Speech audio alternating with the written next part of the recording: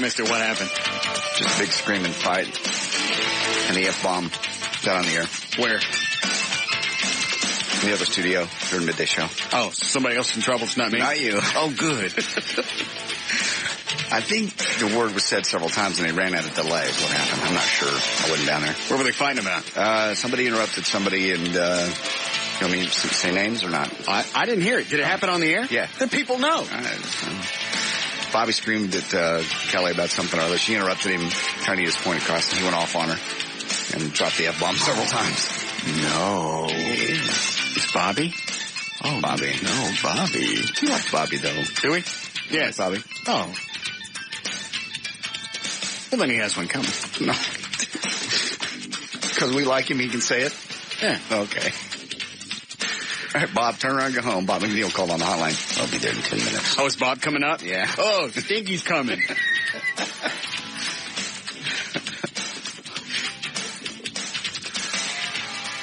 Oh, man. I love it when McNeil gets twisted, especially when it's somebody else. Somebody else. I saw him scream at Wayne Walker one day.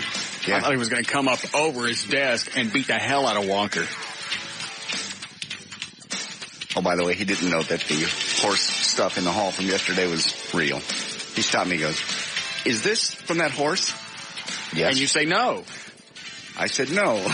Why did you say yes? Because it is. It's obvious. You say no. I don't know where that came from. God knows what goes on in this building when we leave. People over at Wild 100 are a bunch of animals. I'll say that. Fitz could have dropped that in the hall. Look how big it was. Yeah. Did you really fess up to it? Yeah. Why? Well, never fess up to anything. What's the matter with you? I'm not as good a liar as you are. I don't think all you got to do is say no. Hey, the horse do that? No. See how easy that was? Let's try it. Hey, who did that? I don't know. Okay. Did the horse do that? No. Well, why'd you say yes? I just wasn't thinking. Well, then let's all, as a kind of a concerted effort, let's all try and think when we're at work. Okay. All right. How about that? All right. That works. So what did he say? He just went, so that wasn't a bit. I looked at him and I went, it was great. Who's going to clean this? Didn't I leave a message for him to clean it? Yeah, that's what I said. You're supposed to.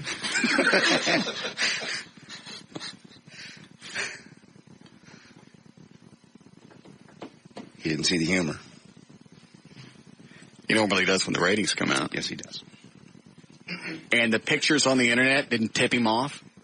On my website of me riding a horse through this building?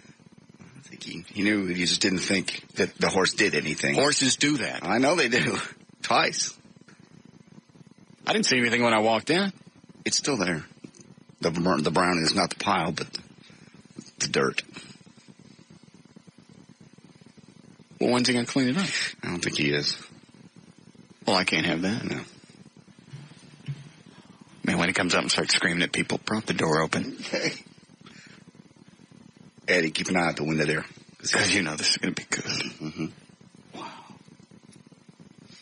So what was the argument about? I don't even know. She said something. He started giving his opinion. I got that. What were they talking about? I have no idea. I was working on our show.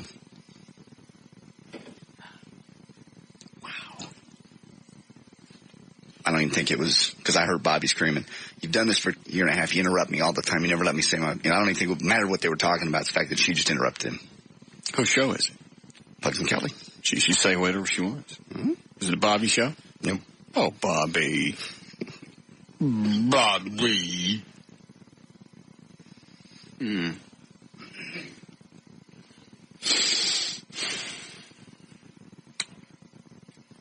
What do you think? Maybe, pen set, nice shirt, something like that. For going away gift. Yeah, possibly. Bobby. Can he produce? Yes, actually. Trey. God. Yeah, pen set. Thinking. Yeah, Trey could use a pen set. Okay. Oh, Eddie, did you run that plate for me? Yes. Somebody run you off the road? Oh, if it was in my hand, what? I'd be still locked up. That bad? Yeah. I'm lucky. Honest to God, I'm lucky that there isn't something mounted on a car to where you could just push a button and blast out the front end. Yeah. Because mine would be, the warranty would go out. Worn out. Yeah. Can't shoot people. Just right there on the dash. Mm-hmm. If it was that convenient, if somebody did that. They cut in front of you or cut you off? Came over 2 lanes. He's in the far right-hand lane, decides the left-hand lane looks awfully tasty. I must be over there. I will go there now. No turn signal, and I will do it swiftly. He's going about 55, 60. I'm going about 80. Oh, jeez. Pulls in front of me. And obviously, you know, anytime you do something jackass like that, you look in your rearview mirror to see who's coming up your ass. Mm-hmm. That sounded gay. Mm-hmm. And obviously, he could see me in the rearview mirror mouth. You stupid. Yes. Slams on his brakes. Hard. Oh, man. If there was a button on the dash. I got you. And whatever that button's name would be, right, that would be worn off. Jesus. Smacked it. So I called Eddie. We ran his plate. Oh, okay. Now we're going to call Bobby at home. Not the same Bobby. Mm-hmm. I bet this Bobby drops the F-bomb, too.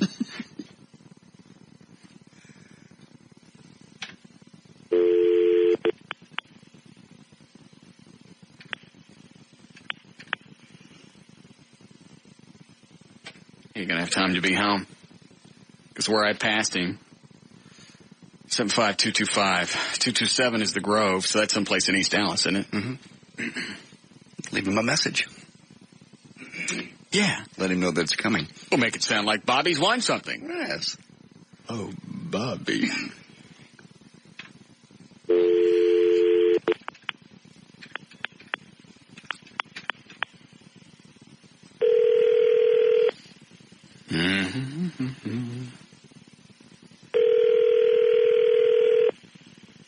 Take him off the air. Hi, is Bobby in? Hi, Bobby. Were you just driving on the Dallas Tollway? Were you just driving on the Dallas Tollway in a white Suburban? Where are you? This is Russ Martin from 105.3. Can I talk to you on the air? About your jackass driving. Where the hell did you learn how to drive? You the moron that came over 2 lanes and then slammed on your brakes? Hey. Yes, the hell you did. Your brake lights came on. You're lucky I couldn't get out of my car and get up there, because I'd have snatched your old man head bald.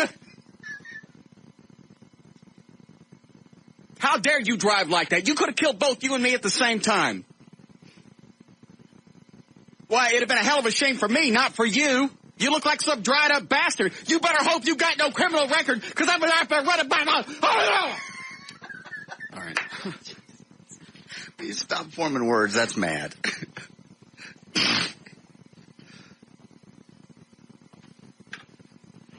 What is it, Chris?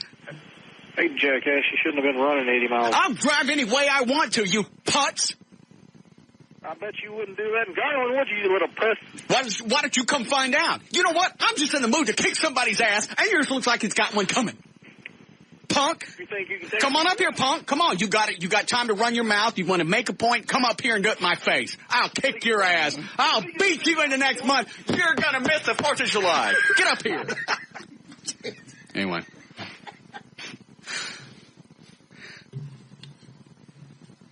I wonder how he made it home so quick. Don't know. Same guy.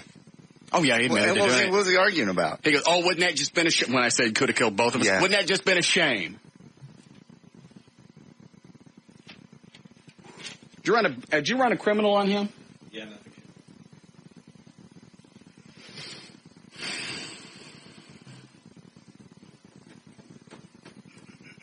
Go run the tax record. See how much he paid for that crap box house he's living in. Trey looked it up. He lives by Northwest Highway in the tollway. That's how he got home so quick. Trey will look it up. Joe, put it up on the tax records. Mm-hmm. I'm about to make Bobby's life in hell. I'm going to go roll Bobby's house. You want to go? Yeah, that'd be fun. Oh, man. Then slam on my brakes. Well, you got to shorten your brake lights. 2 lanes. Doesn't even check. Mm. I could drive 80 miles an hour on the tollway, pay 75 cents. I can drive as fast as I want.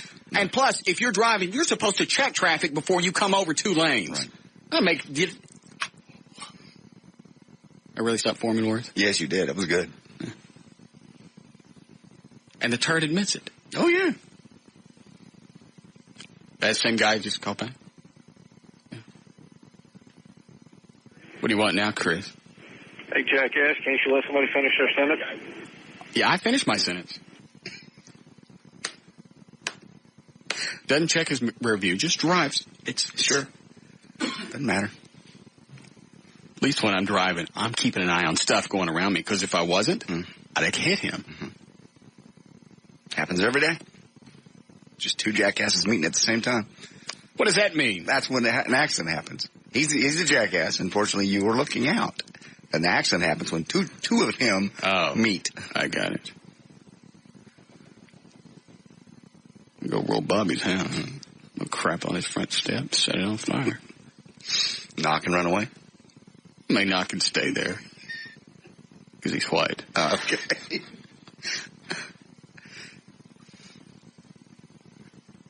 Unbelievable. I screwed up. I was so pissed off. I should have said, I was surprised he was home. I should have just, hey, I'm calling from the radio station. How would he know it was me? Yeah, no way. Yeah, because then he would have come on with you. Right. Screwed up. That's all right. It'll happen again. It happens at least once a week. I can see how road rage happens. Mm-hmm. Daily. Because they're thinking, what are you going to do? Certainly not going to call me at home. Oh, yes, I will. Most people don't have the resources you do. Good.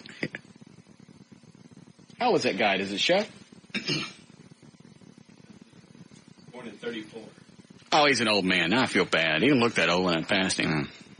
He still could have killed you both. Oh, yeah. What's the difference if he's old? Yeah, he should know better. Absolutely. Supposed to be easier to beat his ass. Exactly. I ain't done with Bobby. Oh, Bobby. Has McNeil come in yet? You haven't seen him? Please alert me when he comes in. You'll probably, well, I don't know. I was going to say he might walk by the window here to go to their office, in which case we have the studio audience microphone out there. Let me make sure it's on. Yes. Good. Well, Trey did the math. This guy's almost 70. Well, he's got no business being on the tollway. Yeah, absolutely. Well, driving like that. Great big long white Suburban. Great big ass Texas flag sticker on the backside. Mm-hmm. Easy to spot in case you're looking for him. Right up, old turd. I'm telling you, at 60, 65, everybody should have to take another driving test. I think you should have to take one probably every 10 years. I agree. And I think they should do it just like motorcycles. When you're 15, you can't, I don't think you can get anything over, is that 125 cc? Can't get anything bigger than that. And then, once I think you turn 16 or 18 or whatever, then you can ride whatever motorcycle you want. Yeah. Same thing with cars. You don't give some 16-year-old a brand new Mustang with over 300 horsepower. You just don't. Kills them every year. Those Mustangs, just every year, some car full of kids die in one of those. Start out something small, something with like 2-3 horsepower. Full start. No. Everybody gets a brand new Tecumseh when they graduate. Was that McNeil just walked by? No. And I can't stand it. All right, we'll start news. Okay. Oh, and then and now I'm not sure. I may have to get different insurance for the Batmobile and the Mach 5 because I got a letter from the insurance company today. Let me see if I kept it. You'll love this. I'll make it quick. I already called my agent. He thinks possibly it's a mistake. But listen to this. Mm-hmm. Notice of non-renewal. Non-renewal. Mm-hmm. Cancellation date is expiration date of current term. Reason for non-renewal, see page 2 of notice. Here's page 2. Let's see. This will explain it all, and I'll know exactly why that they're not going to renew my insurance for the Batmobile and the Mark 5. It's page 2, that's why. Here we go. The decision to cancel or non-renew the policy, referenced in the attached notice of cancellation or non-renewal, was made based on a review of numerous factors. If you have any questions, feel free to call. I thought they were going to list them. And then there's the address and the phone number. I see.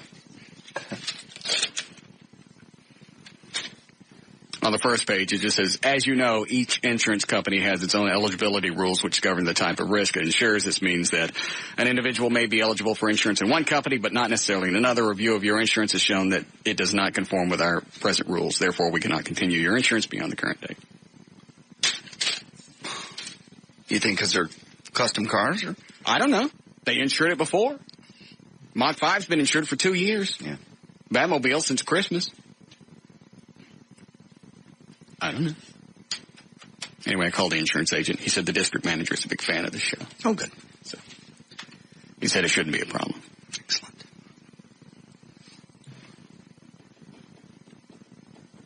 Is it harassment if I call Bobby back? Possibly. Yeah. But he hasn't told me not to call back.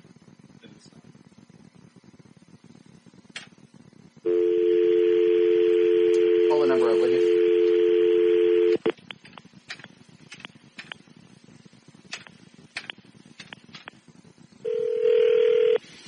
Take it off here.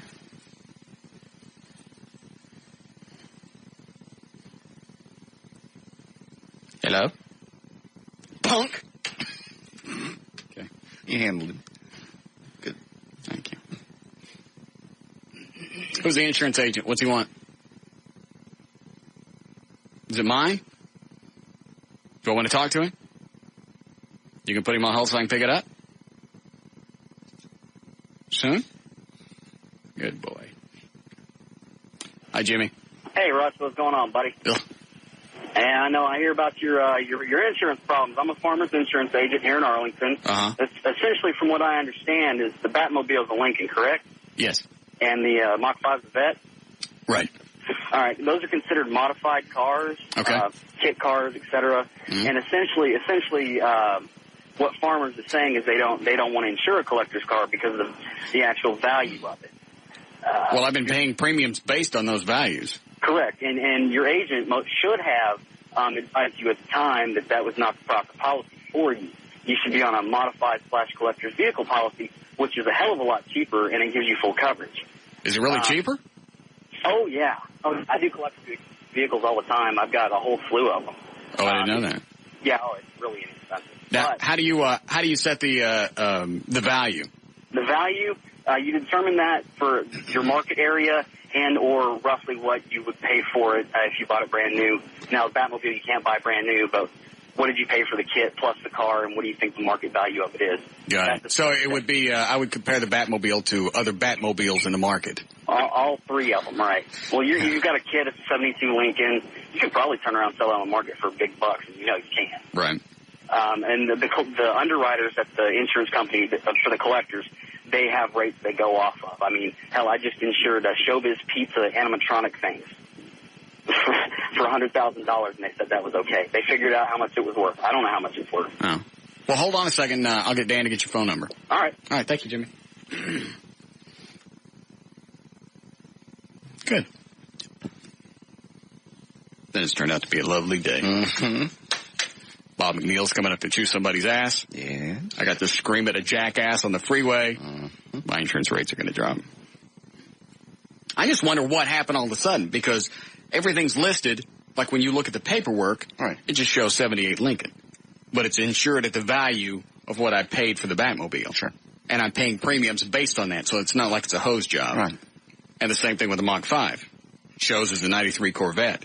But I'm also paying premiums on what I paid for that as a replacement value. So, I don't know. Unless all of a sudden they saw a picture, they went, we insured what? Then that possibly could be the reason. Well, you think you get a little bit more of a personal notice than that. That looks like something they knocked out, from a computer. Yeah.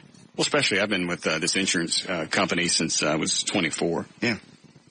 All my cars, house. I think I'd get preferential treatment. Mm-hmm. Be a free month of insurance just to make me feel better. No. They don't do that.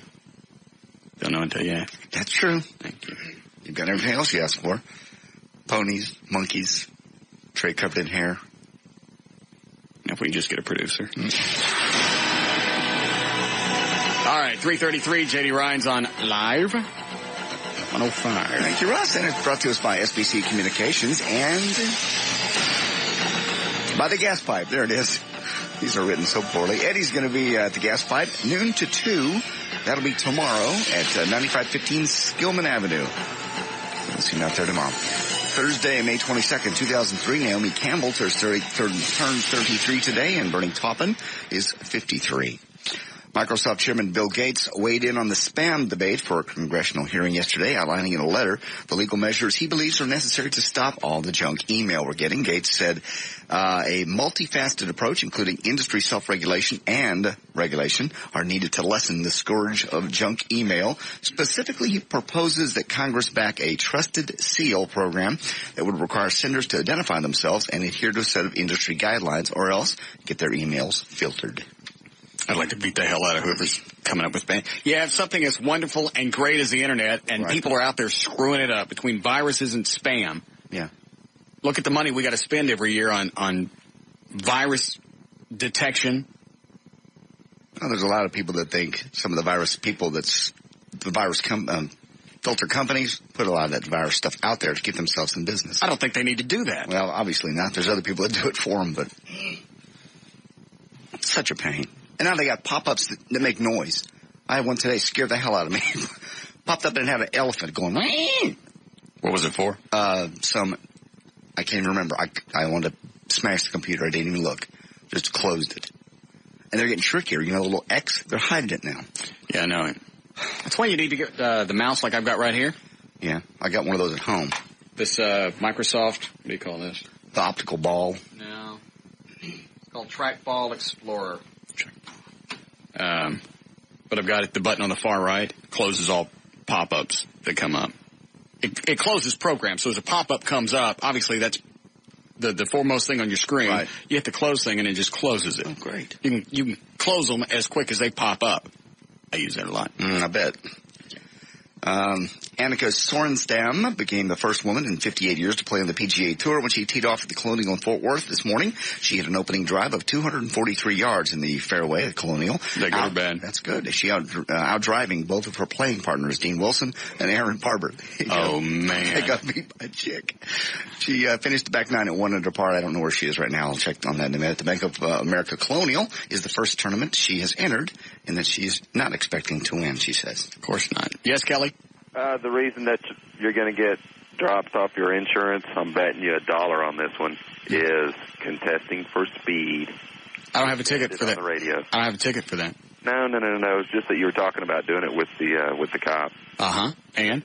Well, I think that'll be the reason. Do you really want to go to court based on something you heard on the radio? I think they'll just take your admission of it and go with that. You can't. What I'm just thinking. That's what is this? I've said this several times. What is this thing called that we're doing? Shtick. A show. Yeah. Okay. Prove it happened. No, I'm with you on that. All right. Well, then I seriously doubt they would be stupid enough to pull something like that. They're an insurance company. That didn't make any difference. You can't be that stupid. They can. Okay. Well, we'll see. All right. See ya. All right. No. Can't do something based on what you saw in the movies. No. Or heard on the radio. That Bruce Willis, he's a bad risk. We're not going to insure him anymore because that idiot lands on asteroids. I saw it. Jeez. Burt Reynolds, we canceled him a long time ago. Tried to jump a car over at King. Sneaking it by us. Yeah, thought we wouldn't see it. Thought we didn't go to the movies. And you know what? Changing your name to Hooper ain't going to confuse us either. We seen you driving like a wild man. Trey tells me she finished one over par today in 76th place for the first round. How many people are playing? I don't even know. Well, I mean, if, 500 people are playing, that's not bad. If 38 people are playing, that blows. One over par really isn't bad, but, anything can happen. Well, it's supposed to be an easier course, isn't it? More strategical, less power, yeah. Well, I mean, easier for her, a woman. Right. Yes. So, 76th place. Okay. All right. In case you somehow woke up this morning unaware who the new American Idol is, it is Ruben Studdard, whoever. Yeah, it was extremely close, according to Ryan's secret. Which one was he? The big, the black guy. I told you the black fella was going to run. Yeah. He got 50.28% of the vote, while Clay got 49.72. More than 24 million people voted for this. Oh, you're kidding. 24 million people voted. How many people vote in a presidential election? I have no clue, but it could be more than 4,000 or 5,000. No, a lot more people than that. Anyway, so he's the guy. Ruben and Clay singles coming out on the same day, by the way, June 3rd. Perhaps you can show your support for Clay by purchasing multiple copies of his single, because they'll be battling it out. How do they have singles? They're going to release single songs out. They have records already? Mm-hmm. Record deals. What do you win when you win this thing? I've never watched it. I don't know. Other than do you win money? You got me. I don't know. Never. It doesn't say in that story. It says he won. Does it say what he won? No. Well, that's not a very well written story. Who'd you steal it from? I didn't steal it. Did you write it? No. Okay. It's from our prep service. Let me see it.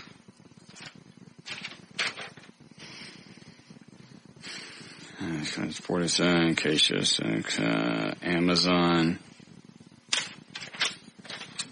Doesn't say. No. Do you know? Hold on, Eddie knows. Okay. It's just a guaranteed recording contract. No cash? Well, obviously they both have recording contracts if they're both putting out records. Mm-hmm. This a really big show? It's huge among the people that watch it. Normally is. I was watching it. I just mean it's a big deal. It's like Survivor. I never watched it, but it was a big deal there for a while. And they'll burn this out just like they did that. Are they going to do it again? Oh, yeah. Another round coming up. Right now, Clay's single is number 1 on Amazon.com, which is pre-orders, basically. All right. And Ruben's number 2. Hold on. Hello, George. How's it going, Russ? Good. Hey, man, I was wondering, have y'all heard of any of those pop-up text messages on your cell phones the company's been doing? No. No? Yeah, I've got a couple of those. A couple of phone companies been giving out phone numbers, and people just text message you. It's like 10 cents every time you get one of those. Oh, you know what? I have gotten a text message, but it was from, I think it was just from the phone company. No, phone companies been selling phone numbers to different companies and advertising. And just text messages just pop on your phone. Oh, better the hell and, not. Yeah, people that don't have that service have to pay 5 to 10 cents for every message that they get. It's amazing. Yeah. Thanks, Hey, Billy. Russ. Yes. Quick question. You've been in business a while. Seems like they've been phasing Craddock out a lot. He's been playing a lot of music before and after his intros. JD brought that up. I've never listened to the show more than, I think I listened one time for 8 minutes, and it was like 5 years ago. He was talking about his kid and feeding it Chinese food. Yes. Every time they go into break, they play a song, 3-4 minutes there, and as soon as they come back with a song. And when did you start noticing this? Like 2-3 weeks ago. Is that about right? That's about right. Yep, is that something they do to phase them out? Just like when you get a job, they just don't schedule you for hours? Or JD thinks that they've hired a consultant because his ratings have been. You know what they need to do if they want to save a show, and I don't even know why I'm going to say this because it's going to help them. Yeah, is he take him off all these little jackass stations that he's trying to serve? Right. Go back to talking about Dallas-Fort Worth, focus on what's going on here. Stop trying to be a great big national celebrity. Yeah, there was Bob. Bob walked by. He also got to stop doing those stupid commercials. That's probably how he's making his money on the side. Which commercials? Like American Idol. Oh, I haven't seen that one. I saw part of it because that's right, because it looks fat in it. Right. Yeah, he does look fat. All right, thanks. Oh, that's right. Fat. He's got a wife with great big moles on her ass. Right. Crooked nose. Mm-hmm. Cross-eyed. Yes. Nose hairs. Mm-hmm. I forgot about that because that was the day that I wondered where he keeps it. Yeah, what was that? Bottle of genie. Yeah. Nobody could get that lucky without a genie. And you just got to know, how many wishes has he got left? Because it sounds like he's used them all. Yeah. It does. It does. She's going to be tired. I think so. All right. This will be cut number 4 on the music thing. Okay. Many country music fans aren't ready to forgive the Dixie Chicks quite yet for their comments critical of President Bush. Voters rejected the group's nomination for 3 Academy Country Music Awards last night, and the audience did this when the Entertainer of the Year was announced. Wonderful thing about this movie. Number 4. Did he say that? Yes, I did. Don't get terse with me. I said it. Trace tells me Bob just went into the Pugs and Kelly office. Let's see if we can hear anything.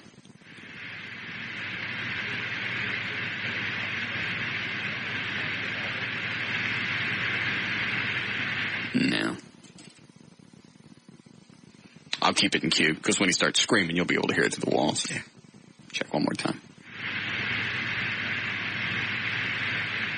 No. Okay. All right. Cut 4. Yeah, this is Vince Gill announcing the nominees. See what happens when they get to the Dixie Chicks. All right. The wonderful thing about this movie. What is it? 4. What cut does that say, Eddie? 4. It does not. Just do it. Honey, last night was just Heavenly. I know. It's not cut 4 either. Go to cut 4. The nominees for the Entertainer of the Year are Brooks and Dunn. You need to readjust your antenna. It's just because it's VHS tape. Makes that noise. VHS tape records, and if it's hi-fi, records 90-some-odd dB. You need to readjust your antenna. It's not an antenna. It's dish. I record it right off the dish. Satellite. Does it sound like that on the TV? No, and I don't know why it sounds like that when it comes out of my TV here. Maybe it's the unit I use up here. But you want to give me ugly audio? That's all I have to record is the TV at home. When So I bring now it up here, I have to explain to the listeners why we have ugly audio. that's all I have. You can't get a better system? The one at home is fine. I believe it's when I bring it up here that I have that. Well, they don't bring it up here. Okay. I got no way to put it on mini disc at home. Well, then we get lucky. Okay. Once you get a mini disc recorder. Okay.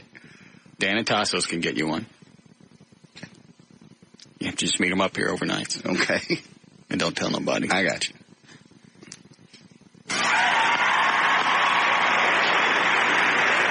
Kenny Chesney.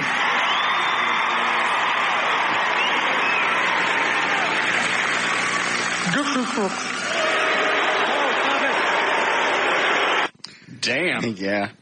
Was it the whole audience? Yeah. I just had half of them. And then they're cutting away to some of the other stars, and they're just laughing like Alan Jackson's just going, gee.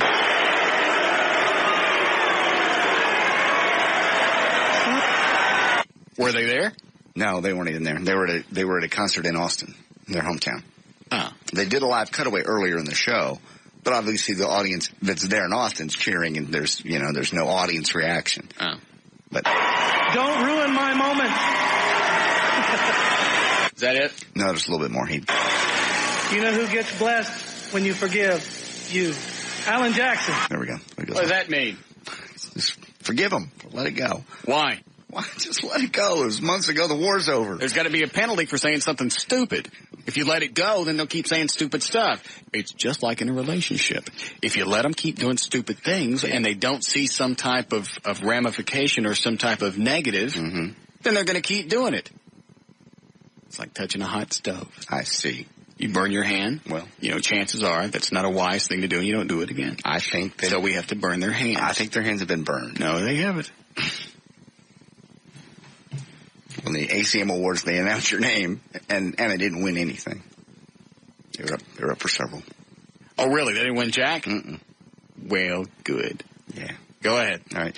About a minute and a half in to that little disc there on that track is Reba trying to be funny and Vince Gill making a comment about her big breasts that she's recently gotten. She get a boob job? Oh, yes.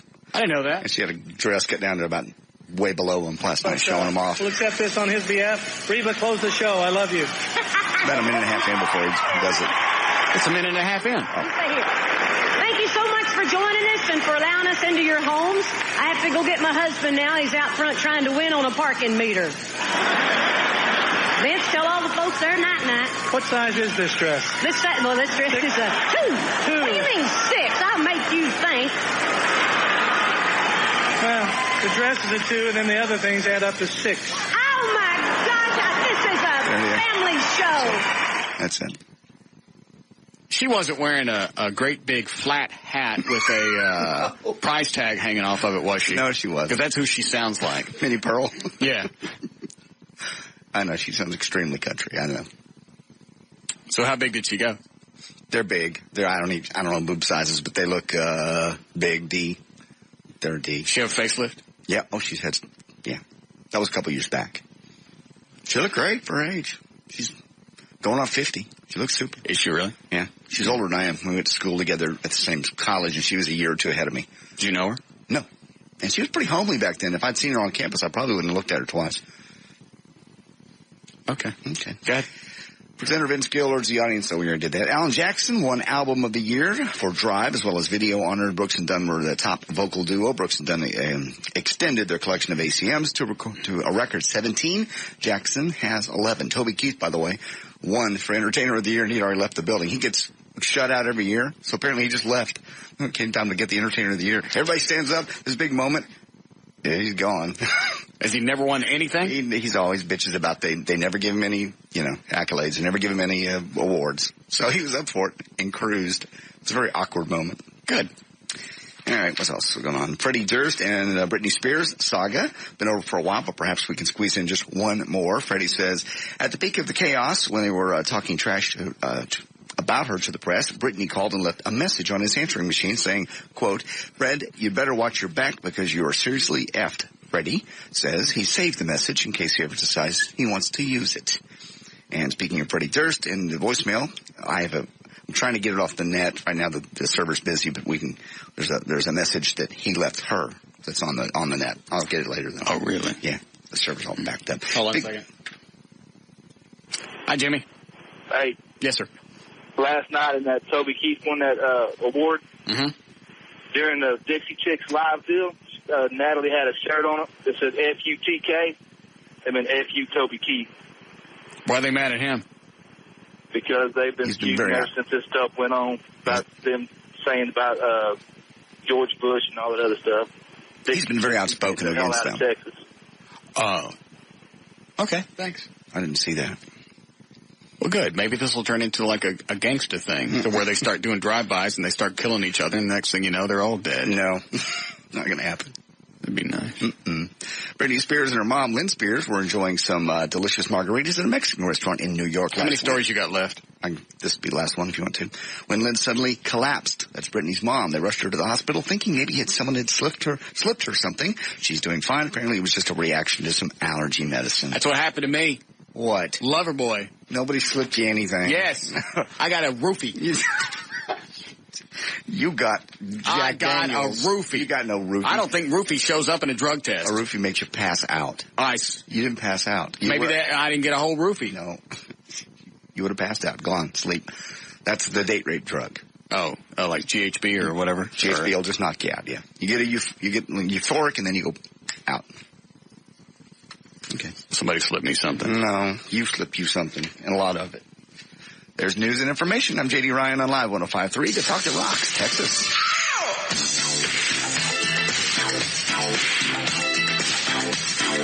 We'll be back with the Russ Martin Show.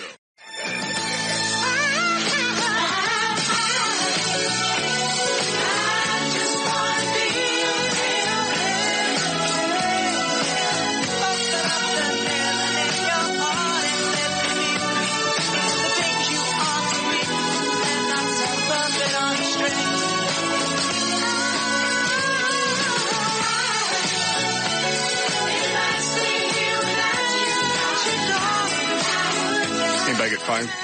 No, they're all talking nice. They listen back to the tape. Did one slip out? Mm-hmm. Well, I get one. No, you. Yes, I do. Doesn't work that way. Yeah, I bet it does. No. Between now and 7 o'clock, I'm dropping the F-bomb. I would not recommend that. Why? Because it's against SEC policy, and they will fine you personally. Oh, I ain't saying that. Yeah. That's stupid. Yeah. All right. Let's do traffic. Hi, Gail. Hi there. What do we have today? We have Hawk Electronics and Joy Internet and Nissan. And the problem on LBJ, it's all stacked up. On eastbound 635 at Webb Chapel, there was a wreck that for a little while had the freeway blocked. They've gotten all the lanes open. Anything left is off to the right shoulder, but traffic is backed up at a pretty good pace.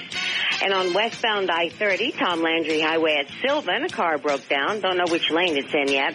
In Fort Worth, on southbound 287 at I-30, there's a wreck involving a tractor-trailer. And in Bedford, on westbound 183 at 121, there's a wreck in the left lane. The traffic's backed up to around 360. This also brought to you by Car Toys and the Texas Lottery. People all over are playing and winning Lotto Texas every Wednesday and Saturday. So how about you? Somebody's buying a winning ticket right now. The jackpot is $23 million. Pick your numbers today. I'm Gail Lightfoot on Live 105.3, the Talk that Rocks Texas. Thank you, Gail. Still kind of cool tonight. Should be 61 for the overnight low, but the rain's gone away for a few days. Partly cloudy, 81 tomorrow, 77 now. At Live 105.3, the Talk that Rocks Texas. Yes, Mr. Trenholm. Was there any screaming going on out in the hall? No. None? No. Fine. I get chewed out because there's a horse in the building. That craps on the carpet twice and knocks a picture box off the wall. Is the FCC going to get twisted if a horse is in this building? No. I think I've you're stated right. my case. You're right. Thank you. All right. What can I do for you, Mr. Trenholm? One of the local gentlemen's clubs would like to bring some girls up, and they faxed over a picture for you to see. And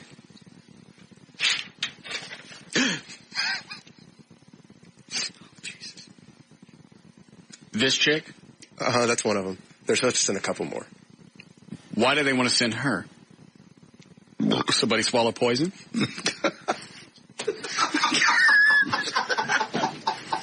That's mean. Quit it.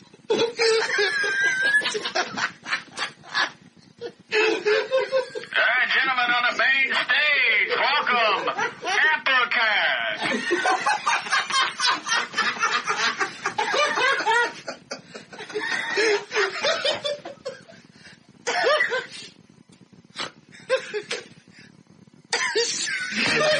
Applecat to the main stage.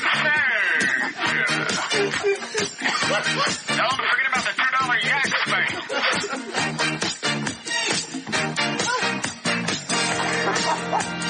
I don't want her up here. I can see. Oh, God.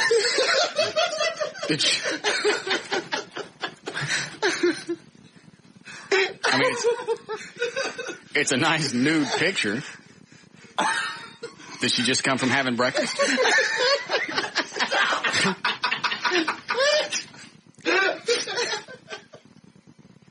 She must have ate at IHOP. If she dropped a couple of flapjacks on her chest. That chick does not really dance naked there, does she?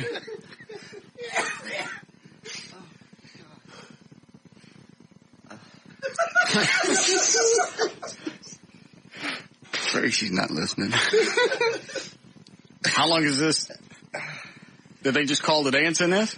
Oh, they called yesterday and then sent it today.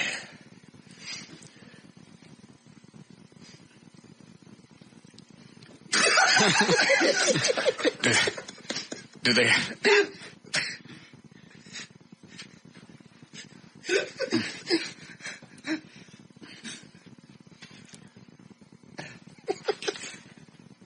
As inviting as it sounds, and as lovely as the picture looks, I don't think I'd want to go to that place and watch Doc Brown dance naked.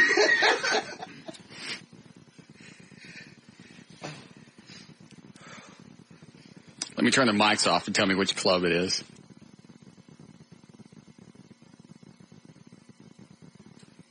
Don't let them up. Gotcha. call, thank them, offer cash, anything to keep her from coming up.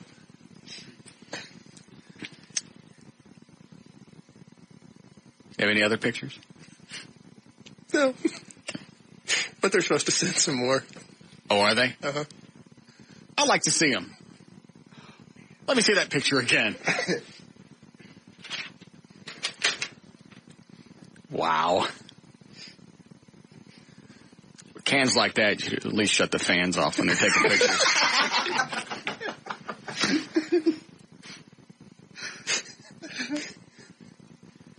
Wow.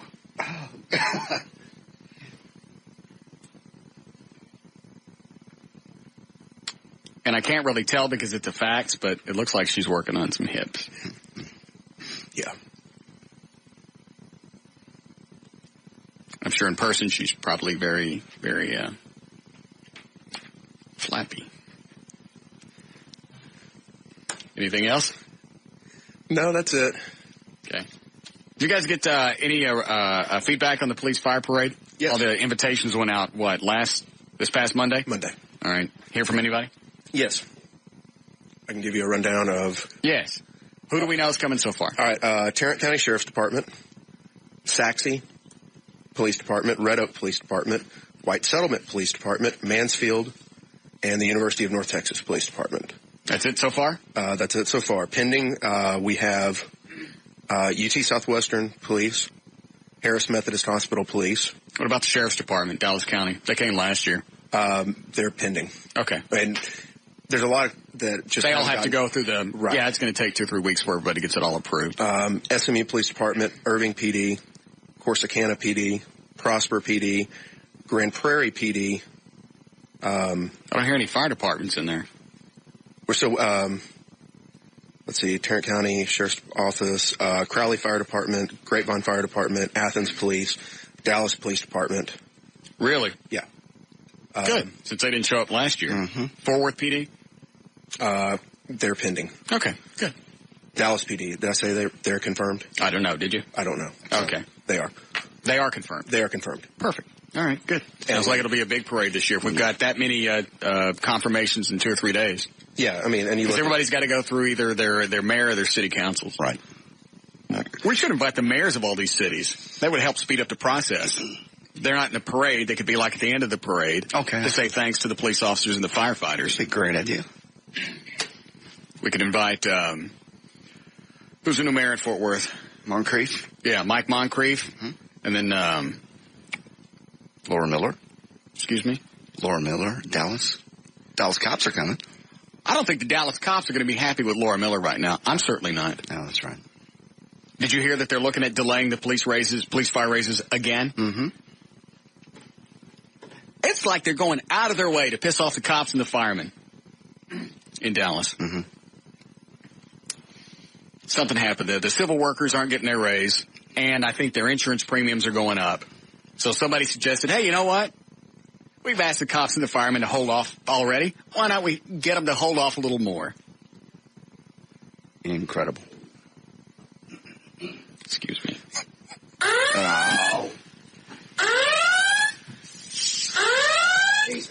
That was juicy. Yes, I went back to eating a lot of broccoli. They've turned out to be quite bubbly now. Thank you for the description. Mm-hmm. Nice. They're not wet, they're just bubbly. I see. They're just really threatening. Mm-hmm. They sound, the fart is worse than its bite. I see. I see.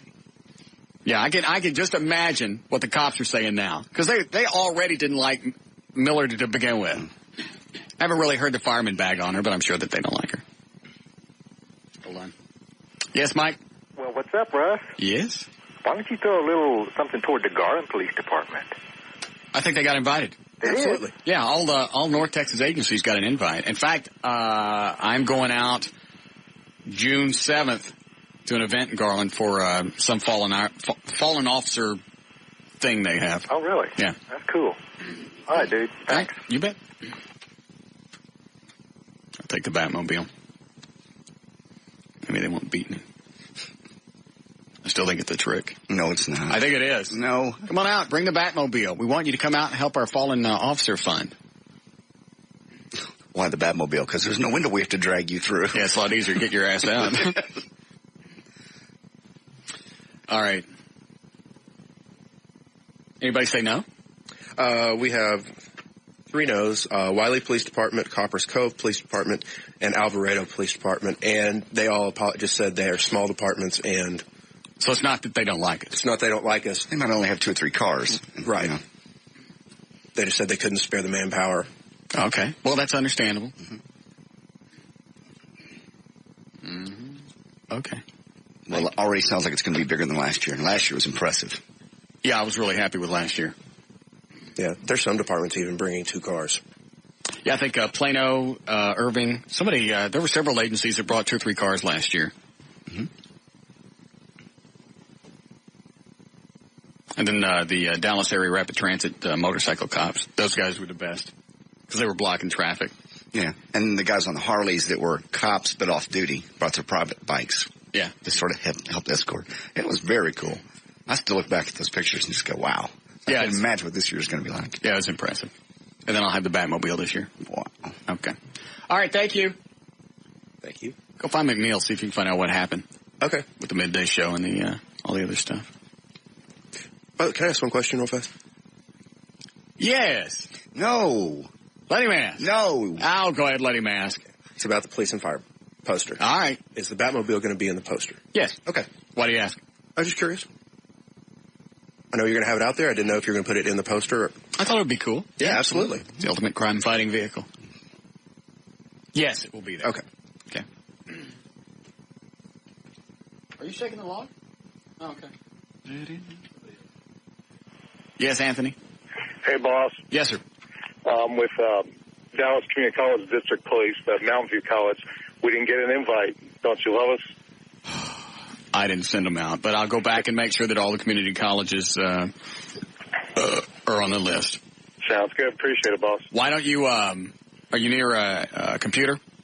I can be sure. I tell you what, just over the next day or 2, email me your information, and I'll make sure somebody gets a hold of you. I'll do it. I'll take care of it myself. Thanks, Russ. All right. Sorry. Just knocked over my speaker, thinking Epicac to the main stage.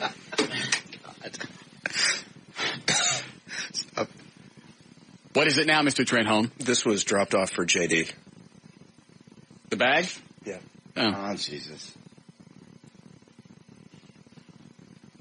What's it say? JD dude, here's the water pipe bong you wanted. Sorry it took so long. The hydro you scored should be smooth in this, Steve. I don't want to open this. Open it. God knows what it is.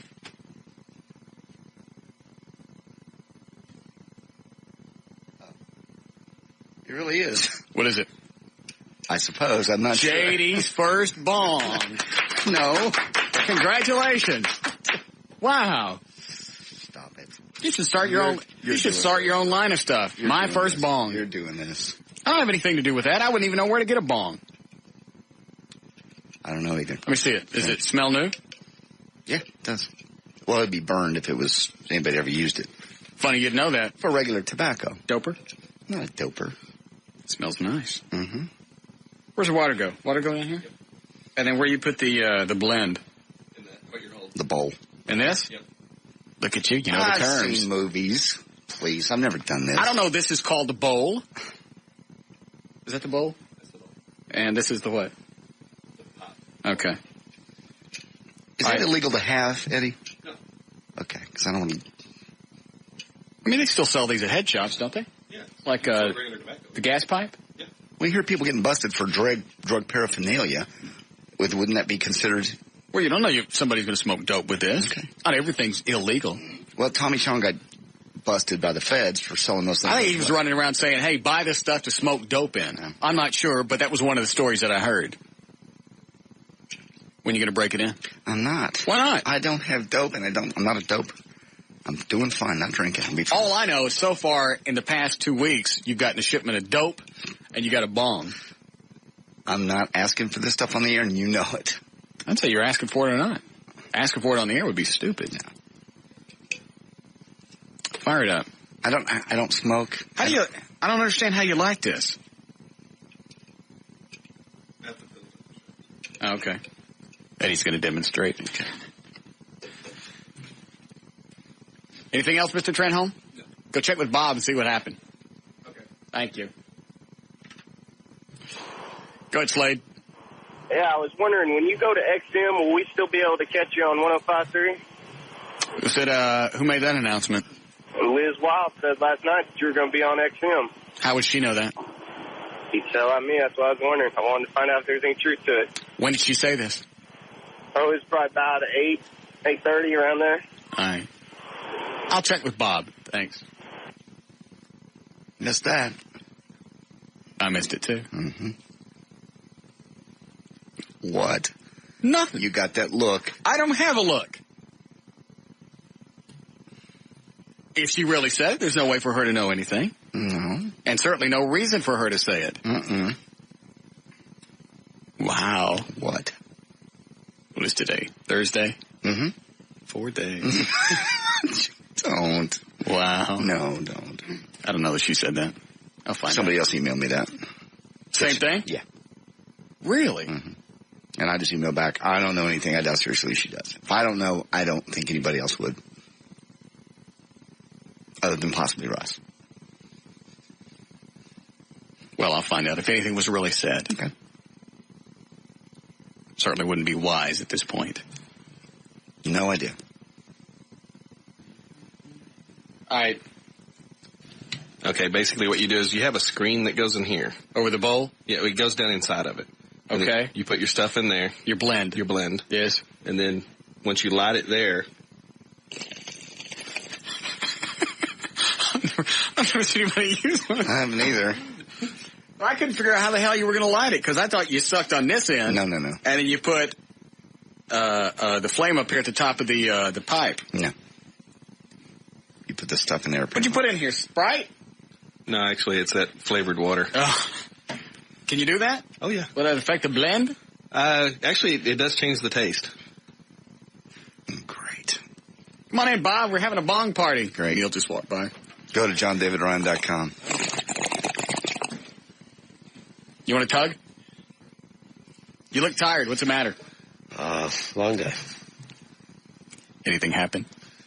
No, and I'd rather that we not talk about it on the air. Okay. It just highlights it and, you know. Yeah, you certainly wouldn't want to drive people to the midday show. No, I wouldn't want to drive people to write a letter to the FCC. Nobody heard anything. We're promoting the midday show. I finally promote the midday show, and now you want me to shut up. There's no... Bob! Wow. Wow. Damn, there's something with Bob's in the F word today. Yeah, well, that's what it was all about, anyway. Wow. You look tired. Why are you tired? I'm tired. Just lots of meetings and lots of junk. So. How do you feel overall? Miserable. Think you're going to make it to the end of the year? Yeah. I want to trade Bob off my Deadpool list. I'll make it to the end of the year, for sure. Are you still... I got to get a bonus. How much of the Atkins diet are you still on? Because you just look tired. About half of it. And I'm doing carbohydrates now, so... When did you put those back into your diet? Slowly added certain kinds in over time. But there are certain kinds of carbs, not just carbs in general. No, fruits, I added some fruits that he doesn't approve of, have high sugar content or fructose content, like bananas and apples, grapes. And that didn't seem to add any weight, so I'm okay with that. And then I'm adding in like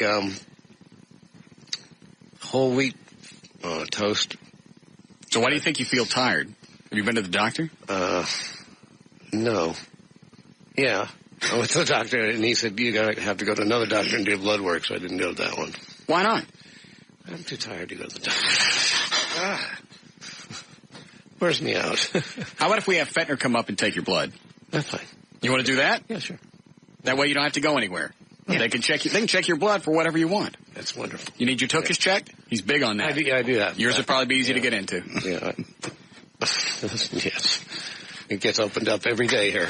That's where they have most of their meetings. And my dad died from that cancer, so I should have it done. Prostate cancer? Yeah. Which went into his bones. How often, when was the last time you had your tuchus checked? About a year. Yeah, a year, dude. I think as you get older. It's once a year. Is it just once? I'll have him come out and they'll do your blood work. And they'll run PSA and everything else. Yeah, the PSA test is even more important, I think. But you don't know why you're feeling tired? Just been a lot of things. A lot of goofy things. JD screwing up clients, and that's all settled. Did you fix it? Yes. What did you do? It's all fixed. Did you meet with the client today? We had a meet, not with the client, with the sales guy. And what happened? It's all rectified. Did anybody admit that they were wrong? We found out who made the biggest error, and it wasn't any of the three of us. I'll put it that way. And I don't want to go point any fingers. Really? Yes. Okay. And see, this is highly charged political stuff because it's part of Blockbuster, which is part of our company. So, Dave Siebert, how's his name? Dave Siebert. Dave Siebert? Let's not mention the client right now. Well, is afraid he's going to get a call from Mel. Mel Karmazin? Yeah, saying, what's wrong with you guys? Can't you run a radio station? Forward the call to me up there. By the way, I'm going to put Bob McNeil back on my Deadpool list. And I want it, like, between now and 5. Do you get double bonus if it's between now and 5? Yeah. Yeah, that might be. All right. How's the Liz Wild show going? Very well. Did she say anything about me going to XM? I didn't hear that last Somebody time. called and said she said that. Well, I didn't hear it. Line 6? Okay. You look tired, Bob. I'm tired. I tell you what, I'll clean the carpet instead. You don't have to worry about it. I'll catch it. Thanks a lot. I'll catch that for you. Go ahead, Ray. Hey, I got a cell phone. It's a bad connection out here. Between 8:15 8:30, Liz Smartoff said she talks to XFM on a regular basis, and that you were already going there. Really? Wow. God, let it go. Huh? Let it go. That's a quote unquote. Sorry, buddy. That's okay. I can't. It's out of my hands now. What is? Damn.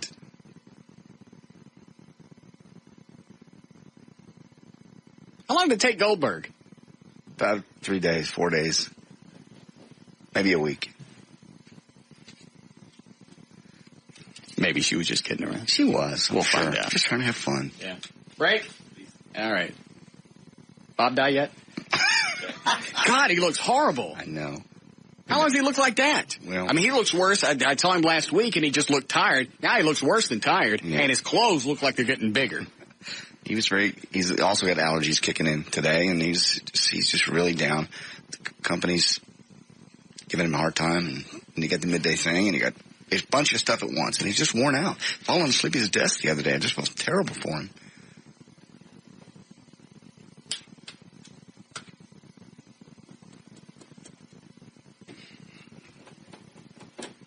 He's worth a lot of points. Yeah. Between now and 5, you get double. Yeah. Got to be natural causes, Eddie. Leave him alone. Quit it. Dude, Quit. There's your bong. Thanks. Congratulations. I don't want one. You must be very proud. JD's first bong. I'm not smoking. I don't smoke. Unless I got some dope.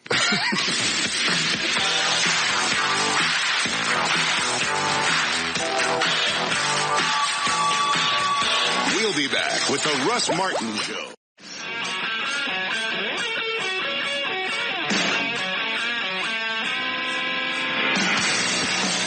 All right, why is he emailing me, too? Emails Ron Chapman. Emails Walter Cronkite still alive. I don't know. His list of who he emails is frightening. How did I get on his list? Because I don't know the guy. Maybe because I've met him 20 years ago, and he listens to the show and emails you. You're on the list. I'm sure Ron Chapman's never met him either. Dan Rather's on his list. Does he send Dan Rather funny radio bits? No. I'm sure he tells him how to do the news, though. Because according to him, he's done everything. He's been WFA TV, WFA Radio, The Zoo. This Joe King guy. Been in many movies. Same guy says he was porking yes, Jane Seymour on the parking lot at Texas Stadium. Right. In front of the cops. Yes. Doing an impromptu scene for the movie. Inner clam. Yes. Okay. It's rambling. Did you print out the one that he sent today?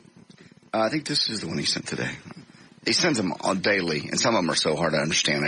This one at least makes some sense. Yeah, this one went to you, so it must have been. Let me look. Yeah, here it is.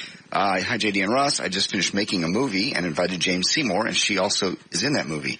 Yes, Jane Seymour and I in the same movie. Again, it's true. What's the name of the movie? He didn't say. Okay. You guys never starred in a movie that you got to watch in the big theater, have you? I have. I can tell you what it's like making a movie, and then finally watching the final cut. What's the name of the movie? He didn't say. Okay. There was footage of Jane Seymour and Roger Moore in Moonraker, but Jane didn't make the final cut. It was a scene with Roger Moore glancing at Jane's behind. It's true. I originally ad-libbed that scene in November of 1978 at Texas Stadium, and Jane was right there. You guys also joke about Batman. I was in a restaurant with Adam West a couple of months ago. Uh-huh. We acknowledged each other. When was the last time you two saw Adam West? Of course, he's friends with the people who make Batman movies. Here's the deal in regard to my 2 Academy Awards. It's true that if you will watch a video of the 2 Academy Awards broadcast, you will see Kirstie Alley announcing my name for one of the awards, and you'll see Jane Seymour, Jessica Lange, and Rachel Ward accepting the other. For what movie? This one, he says he wrote the Star Trek 3, The Wrath of Khan, for original story. Best original story. He has an Academy Award for that. He wrote Star Trek, one of the movies. That's what he says. Yes, of course. Wrath of Khan? Yes, there's somebody else. somebody else is actually Harv Bennett is listed. Yeah, Harv steals everything from Joe. Yeah. Let's see here. The Academy of Motion Picture Arts and Sciences may be contacted. I forget. How did you meet this guy? He used to. A long time ago when I worked over at KAFM, the Top 40 station, we'd go out and DJ parties. Yeah. He was one of the guys that would haul the equipment out and set it up. And then I'd come in. And so he worked for the radio station in the promotions department, toting stuff around. He actually worked for the Parties Portable, which was we contracted them to go set up equipment. All right. So this company would go out, set up equipment, and they would hire you through the radio station. Correct. To go out and DJ the party. And he would. Okay. He was one of the grunts for Parties Portable. Right. Thank you. Okay. In regard to Moonraker, that is definitely me on the screen in the skydiving body double, Roger Moore. True, when you watch the movie, you don't see my name in the credits. That's not unusual. In regards to the Blues Brothers, I interviewed Belushi and Aykroyd in August of '78 in the Zoo Studios. Why is he sending this email, though? I don't know. He just does this. He just gets on these rants. I'm not sure if he's off his medication or what. I don't know what he's on.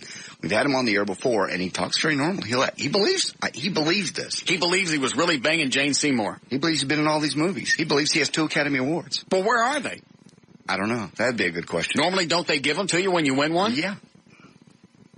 This is all true because I remember it all, and so do all the people that were there. Let me explain about the deal, what it's like to be in a James Bond movie.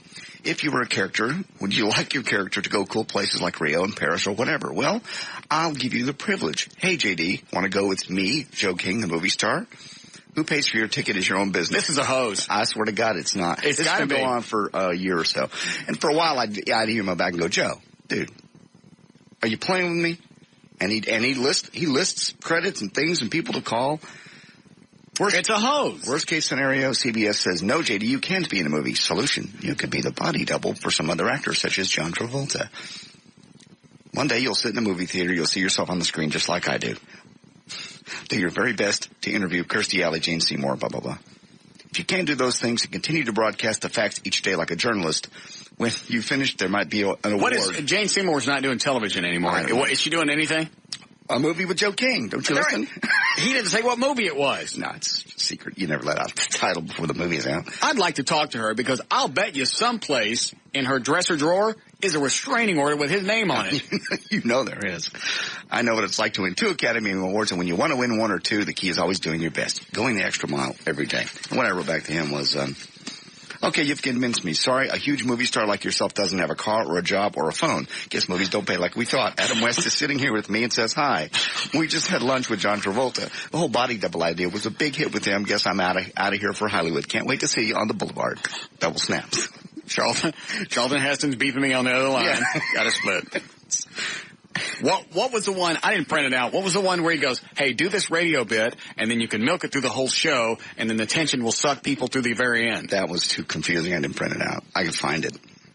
I think I deleted it.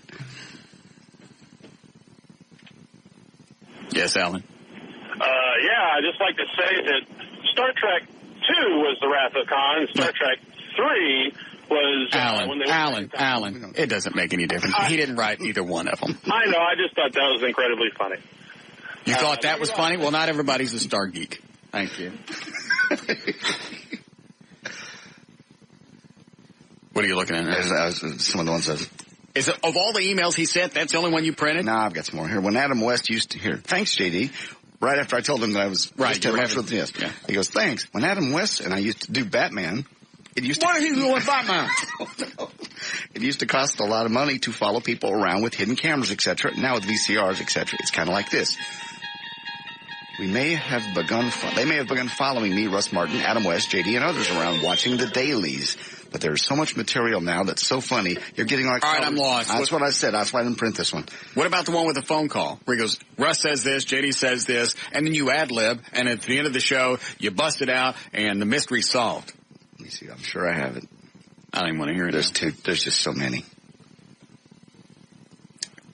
And what does he do now? Nothing. He's going through a divorce and doesn't have a job and doesn't have a house. Well, how does he explain that he doesn't have a place to live, but he's a big movie star? I don't know. He doesn't. You never ask him about that? If I ask him about that, all I hear, he writes back, just tells me more about his movies and how he was the double in all the Bond movies. And how one time in one of the Bond movies, they said, you must be joking.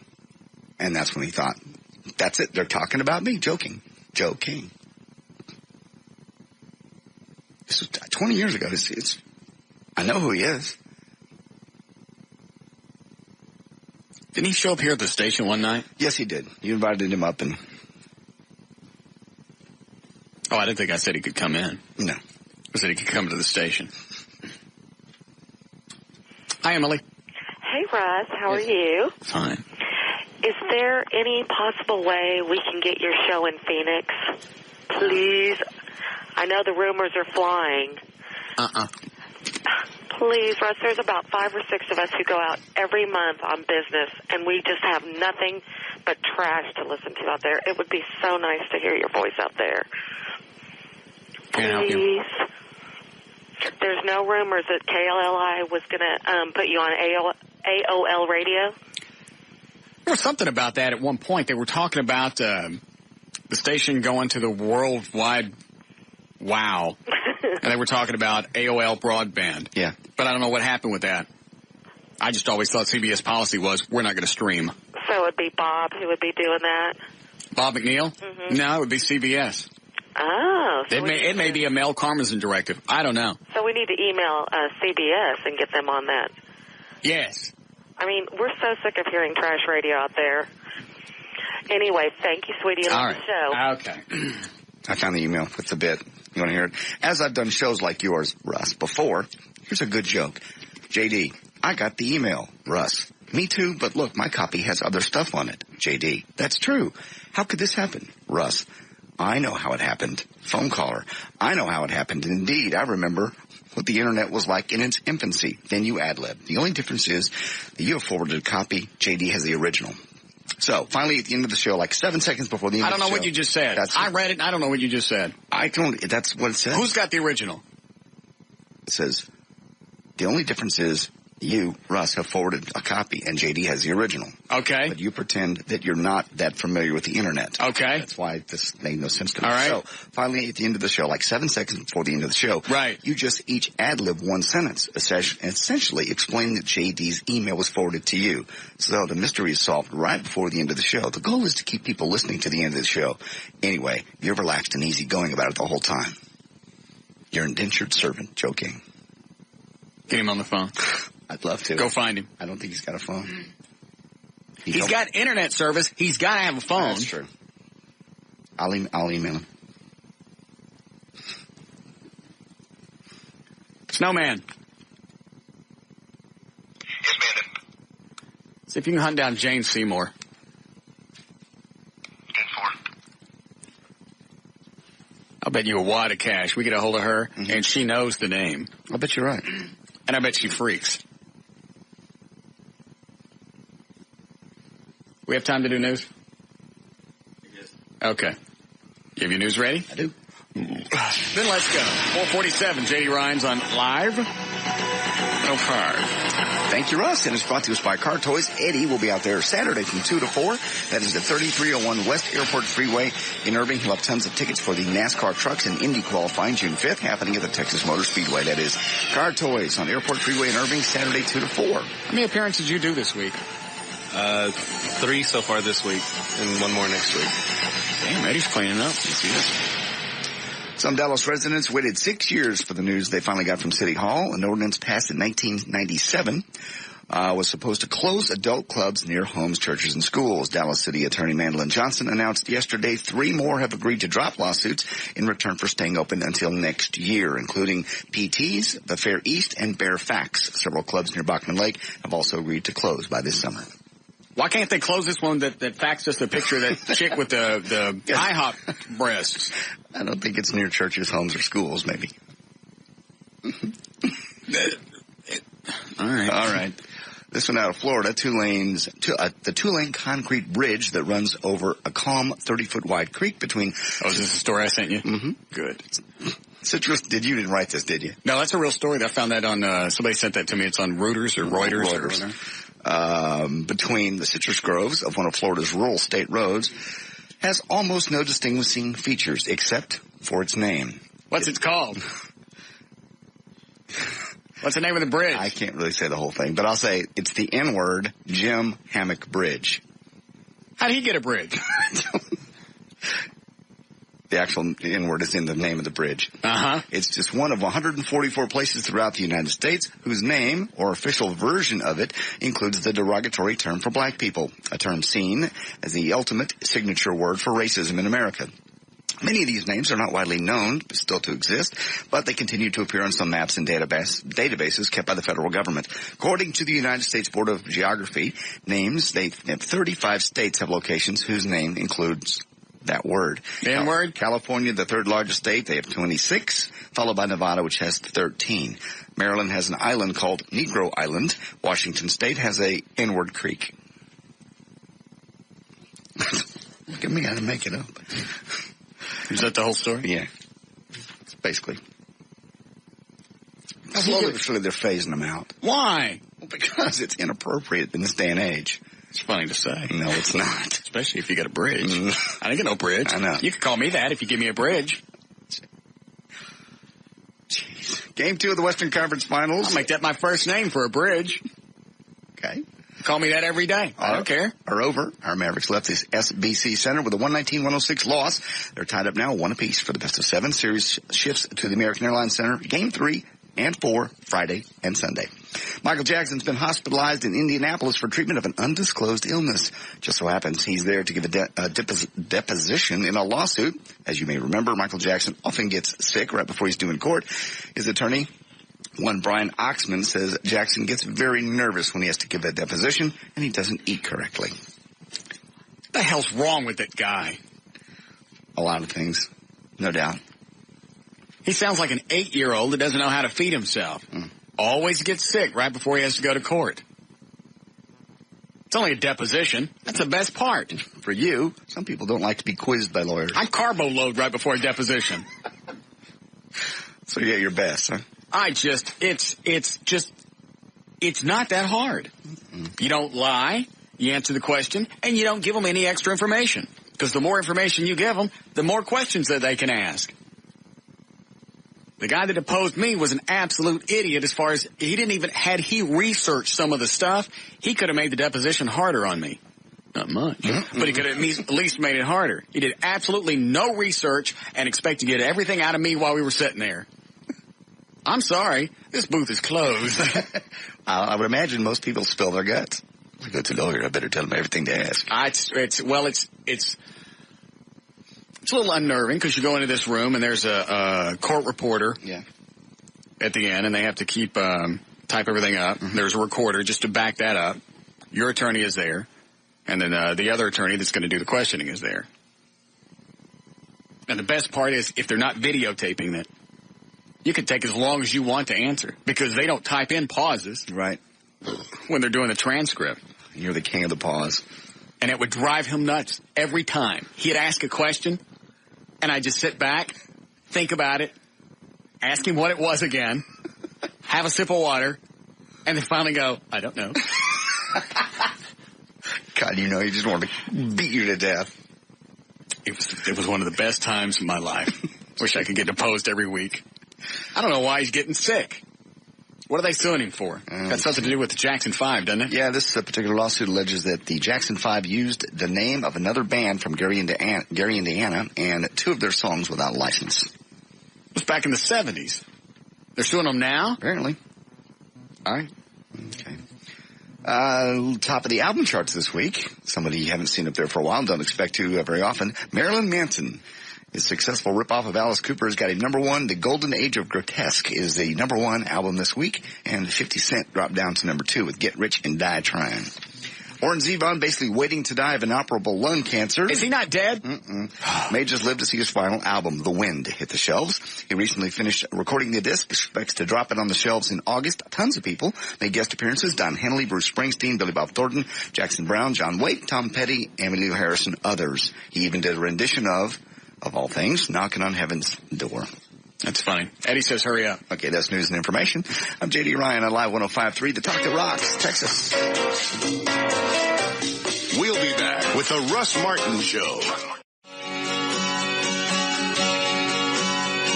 We're back to The Russ Martin Show on Live 105.3, The Talk That Rocks, Texas. Me and you and a dog named Blue, traveling and living off the land. Me and you and a dog named Blue, how I love being a free man. I can still recall. All right, 505, J.D. Ryan is here. A.K.A. K9 Hitler. Quit it. Can we drop this one out of the rotation, please? Yeah, I love this song. Love Lobo. So did you cry when you left Boo at the animal shelter? Very difficult. Knowing that you were killing her? I wasn't killing her. A family friend of 10, 11 years? I was not killing her. Last time I saw her, she was alive and happy. And? And? Never saw her again. You ever think about her? Of course.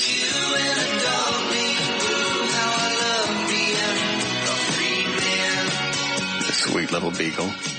Jesus. Why'd you store her at the window of the car? Stop it. Because that would be killing her, and I wasn't. That's exactly what you did. I didn't kill You gave her a slow death. At least if you threw her out on the freeway, it'd be quick. There was no slow death. Stay in a little cage. It's terrible. Hard You make me floor. feel horrible. I do. Yes. Good. Hi, Gail. Hi there. How are things with you? Lovely. Good. Grand. Certainly would never kill your family friend, would you? Oh, my gosh. Heavens, no. We let them sleep with us.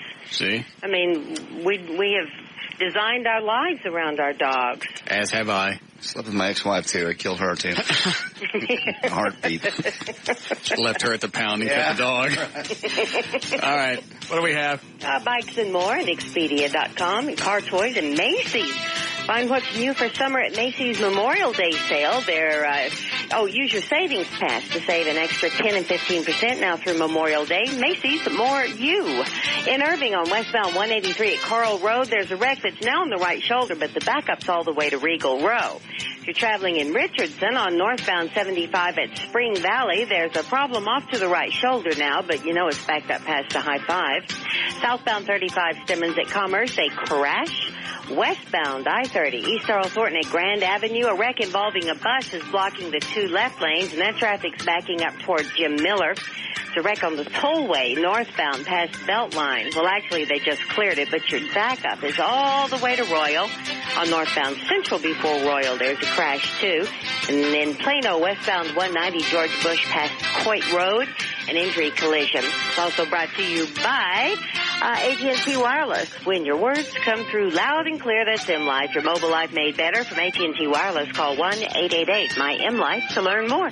I'm Gail Eifert with traffic on Live 105.3, The Talk That Rocks, Texas. Thank you, Gail. Going to be 61 for the overnight low tonight, but the rain gone away for a couple of days. 81 tomorrow. More showers coming back, though, for the weekend. We have 78 degrees now at Live 105.3, The Talk That Rocks, Texas. You want to go someplace with me tonight and look at a potential place for the white trash party? Love to. You have to go anywhere? Nope. All right. Just up the road.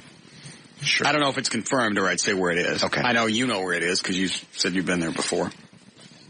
We got to see if it'll hold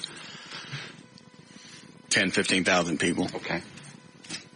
I've forgotten where it is, but you've already told me once? No, I haven't. Okay. But I know that you know where this place is. Okay. I'll tell you quickly. Okay. Oh, yeah. Nice place? Very nice. Okay. How many? 15,000, did you say? Well, they said there's land behind the place that they'll fence off. Oh, yeah, okay.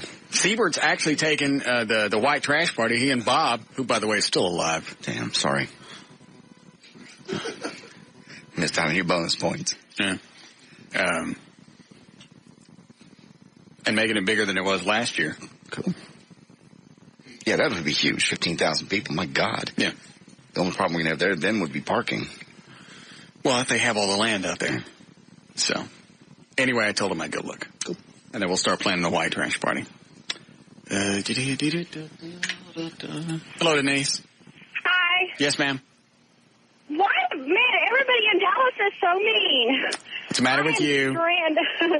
I'm stranded. I am on Alpha Road headed west. I'm right before the tollway, and I need to jump, and all everybody's doing is driving by and screaming at me and flipping me off. Are you ugly? No, I'm not ugly. Are you fat? I'm not fat. If you were hot, you'd been jumping. If you were hot, somebody'd already be helping you. I'm not. I'm 5'4". I weigh 109 pounds. You could pack a lot of ugly in 109 pounds. No, I'm not ugly. I've got long hair. Well, how come? Why do you think nobody's stopping to help you then? Because being me, I don't know why. What kind of car are you in? I'm in a Dodge. Maybe this is why. I'm in a Dodge Caravan. I'm in a mom mobile. All right, what color is it? It's silver, and I'm right. I mean, I could throw a rock and hit the overpass for the tollway. You're on Alpha.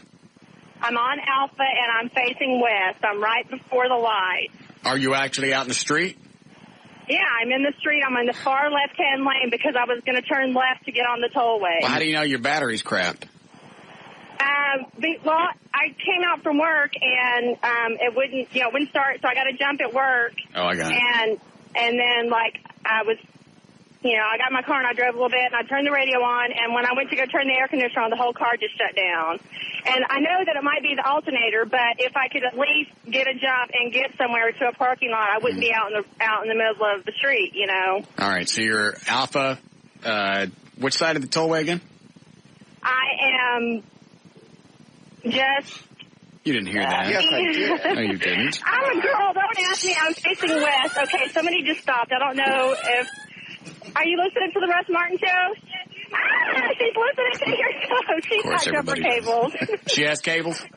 Yes. All right. Well, let me know if you get the car started. Call me back. Thanks, I will. All right. Bye. Russ's Road Rescue. Mm-hmm. Look at you. I knew it wouldn't take long. No. If you ever wonder about the ratings, there's a nice little litmus test. Oh, I don't wonder at all. I remember one time we were doing a stunt in the morning, and that's when we had Scott running around, and something happened, and one of the homeless guys was about to beat his ass, and we gave the location, and Chloe was out there, and he said it looked like the U.S. military, the cavalry, came out of nowhere. Cars were off the freeway out of parking lot. He goes, I don't even think roads were where some of the cars came from. He goes, it was amazing. And they all got out of the car, and they went towards the homeless guy. It's very inspiring. Yes. Love our listeners. Yes. You set them on somebody. Oh, it's nothing funnier than to watch them jump on somebody. All right. I don't get this. Yes, Chris?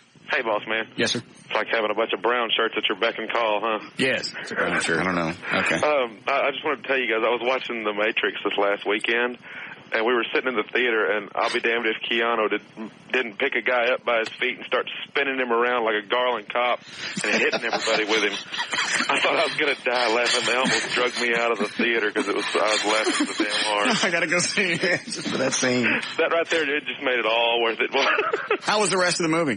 It was pretty good. It really was. It was a thinker. It made you scratch your head there towards the end. They threw you a couple of real good loops, but all in all, it was a pretty good movie. A lot of booty in it. Dover said he didn't like it. Yeah. Dover said he got up like after 15, 20 minutes because it's, I saw the first one and it just took me so long to finally watch it because it's got all that gross stuff at the beginning. Yes. and I always eat when I'm watching the movies.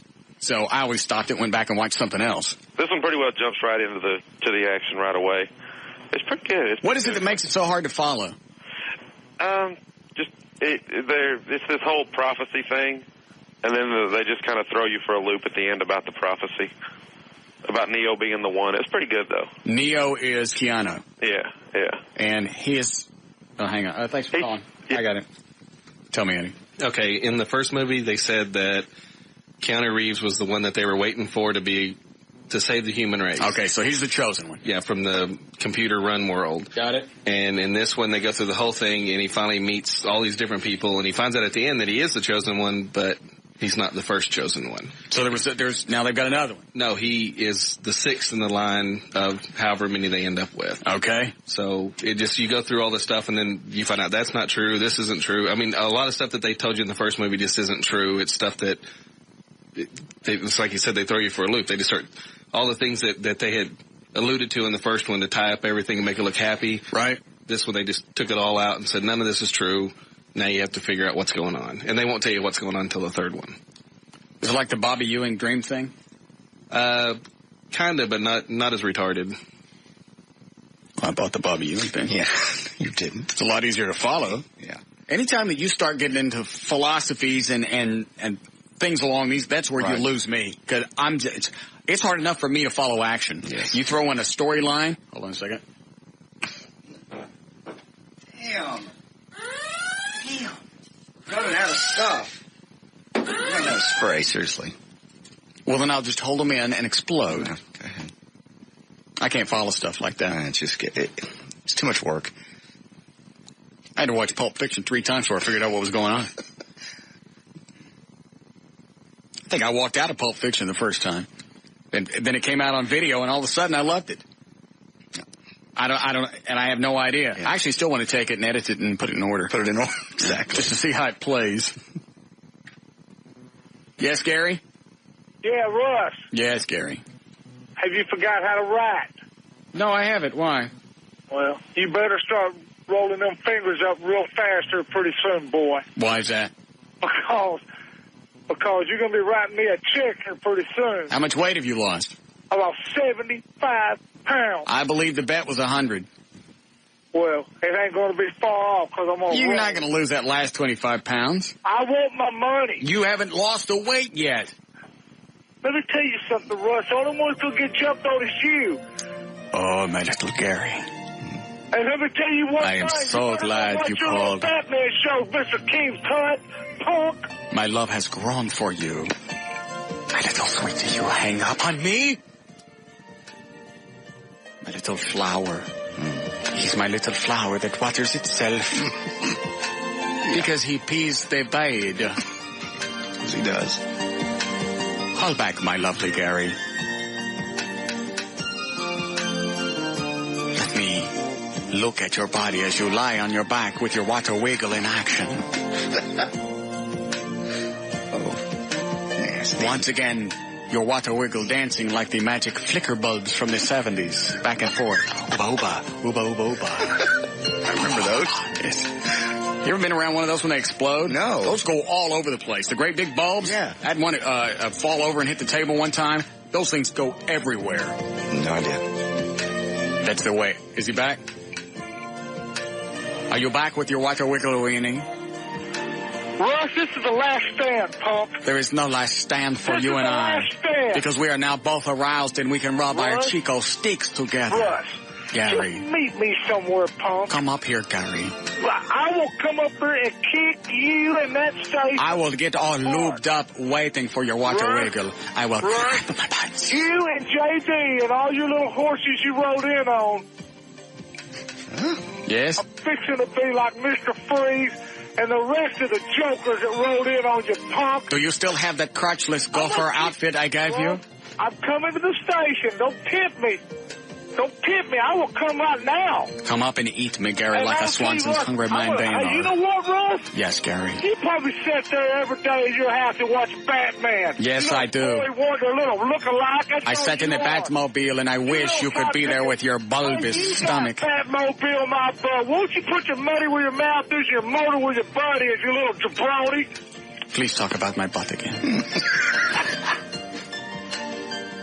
Come up, I will rest my head for a while in the valley of your hairy, large, drooping man bosoms. Rose. As I arouse your crotch machine and give you the titty toy starter.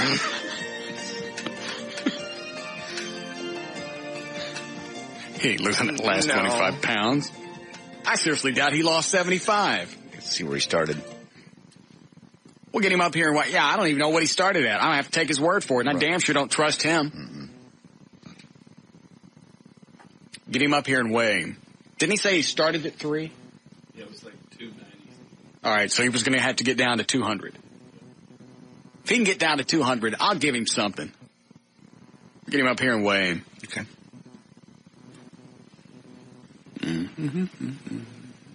How we doing, Eddie? Okay. Yeah, Stephen. Hey, why don't you ever tell the cops who stopped you who you are? I mean, I don't think that if they knew that I think that if they knew, you'd skate on a lot of those tickets that you get. What cop? Well, like when you got that ticket in Irving. Oh. Because he didn't ask. Yeah, with all the stuff you... Oh, that's the last thing. Oh, Stephen. Last thing you're going to do is when you get stopped is pull out the do you know who I am thing. Hey, my former roommate did it all the time. He used to be a cop, and he was only on the police force for 12 years, and this is in Illinois. And every time he'd get stopped, he'd pull out his little card that said that he was a retired cop or something, and they would let him slide every time. I'm okay with that. He actually did something. His job. Hold on a second. What is it, my love? I started right at 310. Are you going to come up? And I'm at 230. Where did you find a scale to go to 310? I was right at 3, and I'm at 230. There are no scales that go that far. Did you go to the truck stops of America? You're gonna think. Did you go to Rip Griffin's on the high? Is that what it's called? Yeah, Rip Griffin's. Yes. Hey, let me come to the white trash party, and I'll be the star of the show. Please come to me, Gary. Let me come to the white trash party. You might not ever make it there, boy. You better get out of my yard, Russ. I ain't your yard. Get out of my yard. P-bed. For one thing, I'm the top dog. P-bed? You're a P-bed. That's what you are. You P-bed. P-bed. P-bed. You little gerbil. P-bed. You little gerbil. P-bed. You look like, hey, go to the... I ain't got to do nothing. Why don't you go home and wet your bed, P-bed? Hey, when I pick you up and powerbomb you... You ain't going to powerbomb me. You can't powerbomb me, because what are you going to do? You going to come up? You going to come up here? You know what you're going to get? You know what you're going to go get? You're going to get this mini cover Get a scale. Just get a scale. Shut up. Jesus. Sorry. That's funny every time. I don't know why. Hurts my back when I do it. I know. I see little fireflies. I think I got dizzy. Yes. Just like when that refrigerator fell on my head. Okay. What were we talking about before he called? Oh. You still there? Yeah, still here. Yeah. Because I'm not going to tell him. What is it I'm going to say? If they don't know who I am, bringing it up's not going to do me any good. In fact, it's probably going to get me a ticket. Well, why not? I mean, you do a lot of good stuff for them and their family. Well, that's not the reason I do it. If I'm going out and doing stuff for cops and firemen, I'm not doing it because I expect something. Now, if they want to cut me loose, that's fine. But I'm certainly not going to throw it in their face. Well, I bet you they'd like to know who you are because, once they give you a ticket and then they find out, they probably feel like crap afterwards. Well. I mean, why shouldn't you get the same? I mean, if you can get a perk, you gotta get it. Because that costs you your insurance, it costs you the fine. I know. It costs you the time. I see. Well, I have Everett, so I'm not really concerned about it. So I bet you ought to do it. Everything you do for them and all. It's called reciprocity. Like tit for tat. I understand. So Okay, then I'll start. All right. Thank you. But, I'm not doing that. No. That's like the ultimate being an a-hole. Like I tell you, the one time the Irving cop said he pulled Craddock over. Uh-huh. First thing out of Craddock's mouth. You know I am. Yeah. Like when I got stopped in there, what am I going to tell that guy? Nothing. The police officer. Hey, don't write me a ticket because I do all this stuff for the cops and firemen? Can't. Especially then if he writes you really feel like a goon. Yeah, that's even worse. That's really not. It's not here. Plus, the guy in Irving, I didn't know this until yesterday. The ticket he gave me was just a warning. Oh. I wasn't really paying attention. I don't have it in my wallet. Oh, cool. But it said it requires no action. Very nice. So. No, that defeats the whole purpose of doing stuff if you go out and you expect something in return. Want people knowing anything? Good point. Well, you have the little media thing around that. Oh, I got out of that one in Irving because he saw the media badge around the rearview mirror. Yeah. He never said anything? Never said why stop me or anything. And I wasn't speeding because it was rush hour traffic. I know I wasn't speeding. Right. Pulled me over, walked up, got the license, and gave him my CHL. Saw the thing that says Dallas Police, and then in smaller print it says credential. He saw your media badge. Right. Got it. And so, are you a police officer? No. And then opened the door for me to go, no, I work in radio. Really, what show? Blah, blah, blah. Russ Martin Show. Really? He looked at my bin. He goes, you have a nice evening. Be careful. Turned around, walked away. Never said another word. Not a word. I almost went, hey, what'd you... I better get out of here. Shut up, Brian. Shut up, mouth. So. Yes, Brandon. Hey, boss. Yes, sir. Obviously, JD doesn't have a problem doing that when he got caught with his dope. What? I got pulled over with that. You set me up with that dope that time. When he said, have you ever heard of the Russ Martin Show? I'm leaving work, and I work there. I was just trying to explain to him how that might have gotten in the bag. This is probably a joke. Did you do that with Grisham? Yeah. When we did the setup thing? Yeah, because I thought this is probably a joke. Been set up by you guys putting this bag in there. I didn't think he was a setup. I thought the dope was definitely. I knew the dope wasn't mine. And of course, I forgot about that. Yeah. Did you actually bring up the JD thing? I don't remember how it came up. I think I said this is probably a joke my coworkers are playing on me, and that opened the door for... You know what? He's got a point, because the last time I pulled this on you, we were doing a TV show, and right before the cop threw you in the back of the car... Well, because I was going to a shoot. We're a block away. Do you watch Hot Tickets? Well, I was trying to explain to him, just drive me up the block. No, right. He was about to stick you in the car, and you were already cuffed, and he was sticking you in, and then you start doing the name dropping. I wasn't name dropping. I was just saying, drive me 2 blocks. The mayor's waiting for me. We're shooting the thing. I tell you what, I still have the audio. Okay. I'll pull that up. I have it someplace. Great. You buy it every time we get you arrested. What? Said every time we have you arrested, you always buy it. Well, it doesn't happen that often. Whatever. It's the last thing I'm thinking of when I'm going to a TV shoot. Okay. Yes? All right. Break. We'll come back with more stimulating conversation.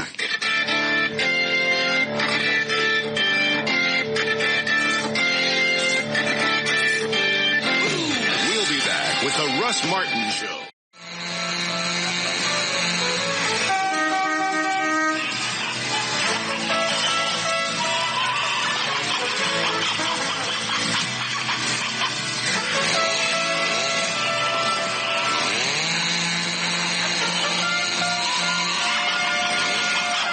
Where's Head? He walked out just about a minute ago.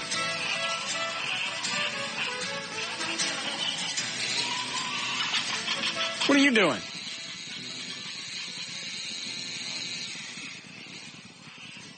What?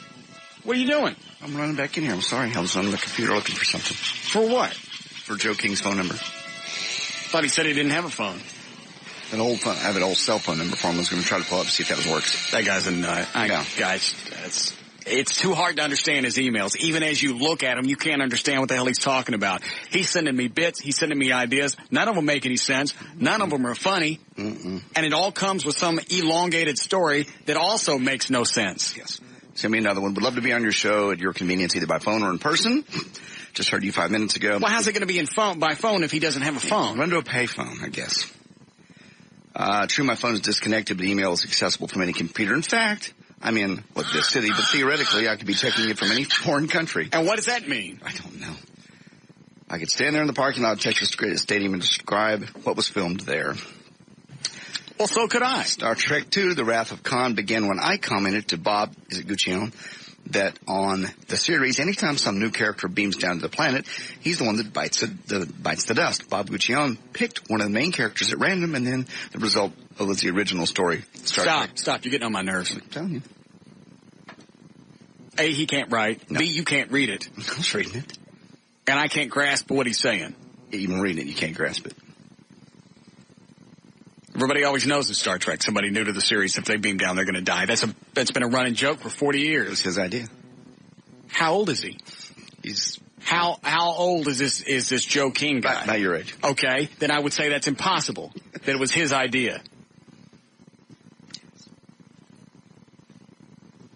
Obviously, he thinks that we're going to buy the fact that when he was 5 or 6 years old, he's telling Bob Guccione.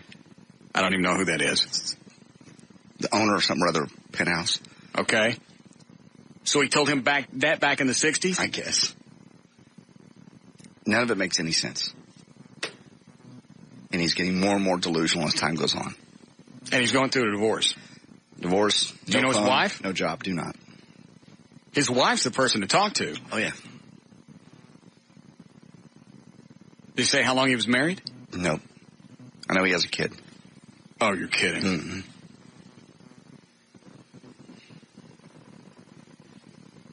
And he swears all of this is true. Swears. Absolutely. He's written movies. He's received Academy Awards. Body double for James Bond. He's got no money, no house, no phone. All he has is a computer. Yes. And I guess a car. He says no car. What happened to his car? He probably repossessed it or lost it in the divorce. I don't know. He says he's got no car, no phone, no job. I got to talk to his wife. Does he have Cooler Pets? Very good. Thanks. His wife would be the person to milk, because you know she's seen it all. Yeah. Ask him if we have his wife's phone number. If they'll call us. Email him. Okay.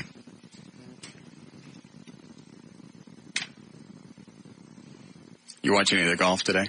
No. Haven't had time. The Anna Strasberg or whatever. Yes. What about her? She's not doing as bad as I thought she would. No. It's 1 over par, I think she's had. It's pretty good. She's got no business being there. Why? Stop it. She doesn't. She absolutely does. No, she doesn't. It's an open invitational. Anybody can come. She's got no business playing with guys. Well, it's not the male Pro Golf Association. Women have no business. Why is it they always want into our mess? We get something cool going, they want in it. Just equality. It's not equality. Well, if she can play with the guys. They want their stuff, and they want our stuff too. But when we want their stuff, we can't have their stuff. We can have our stuff, and they want some of our stuff too. Yep. It's not equality. It's they want everything. They got no business playing with guys. If they can play, and there's obviously 50 players she's better than. And she's a dog. So that's your problem. She's not. If she was like Daisy, I've been looking at Daisy Fuentes lately. Yeah. Have you been watching her on Hollywood Squares? Yeah, she plumped up for a while. She lost a little bit of weight. Yeah, it looks like she has. Okay. We were talking yesterday, and we have all these TVs on here in the studio. Hollywood Squares was on the right TV, and she was dancing around doing something. I lost track of what I was saying. I think I want her on my fantasy hump list. Okay. But if she looked like Daisy Fuentes, oh yeah, she's still got no business being out there. She does. She does not. It's an open invitational, and I keep hearing people get on the radio and go, well, some guy's going to want to be in the LPGA. You can't. There's a rule against it. Oh, isn't that funny? There's a rule. They Okay. have a rule that the LPGA, you got to be female. We don't have that rule in the PGA. See? Once again, proves my point. They want their stuff, and they want our stuff, too. So much so, they even put it in their own rules. No guys can play in the LPGA. I say that right? Yes. I never know if I get the letters right. They're never content with what they got. They want to go around and screw our stuff up. She's good enough to play. She's got a lot of fans out there. They're selling buttons. Go, Annika.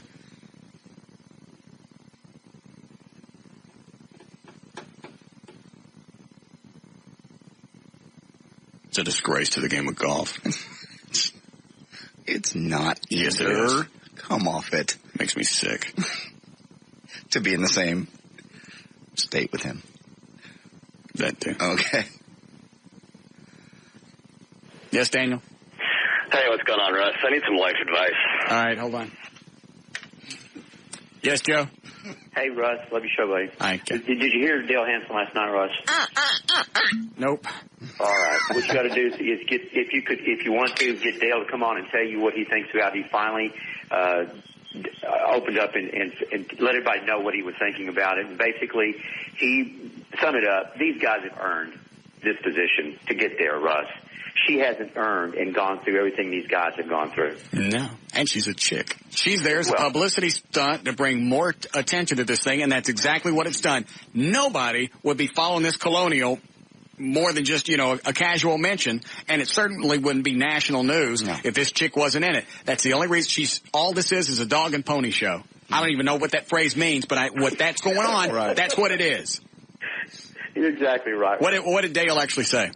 Well, that hit basically. He just said that these guys have worked, for years to get to this position, and that if it was a man going on the women's tour, they would basically probably they would be losing. If all the men and women combined together, basically, and start playing together, come out on top. Just not have a female league for anything. Just have one league, and everybody plays in that, and the best players rise to the top. Pretty much. You ought to see if you can get Dale to come on, and it was just beautiful what he put together, and it basically said, I think, what a lot of these major league golfers are feeling right now. I'm sure all the golfers are wanting her to fail miserably. I know I am. Especially the ones that are behind her today. Yeah, ain't nothing like get your ass beat in golf by a chick. Thanks, Joe. Thanks. Yeah, if she's number 76, number 80 is going you. Wouldn't be as bad if it was a feller. I wouldn't even mind getting beat by a colored, but not a chick. God. Mm-hmm. If she was hot, I'd be more forgiving, but she's not. Ugly chick getting into our game. It's not our game. It is our game. It's a man's game. You don't play. That's not the point. You hate golf. This is no longer a sport. It's not a sport issue. It's a male-female issue. All the chicks running around bitching about equality. Well, why is it with your LPGA? Yes. With your women's golf. That's what I'm going to call it. All right. How come is it with that you specifically say guys can't play? Because the first letter stands for ladies. So? Well, we don't have the MPGA. Well, we should. They have talked in the golf circles about, after this, changing the rules. But it's an invitational. They can ask anybody. They can ask Bob. Jesus.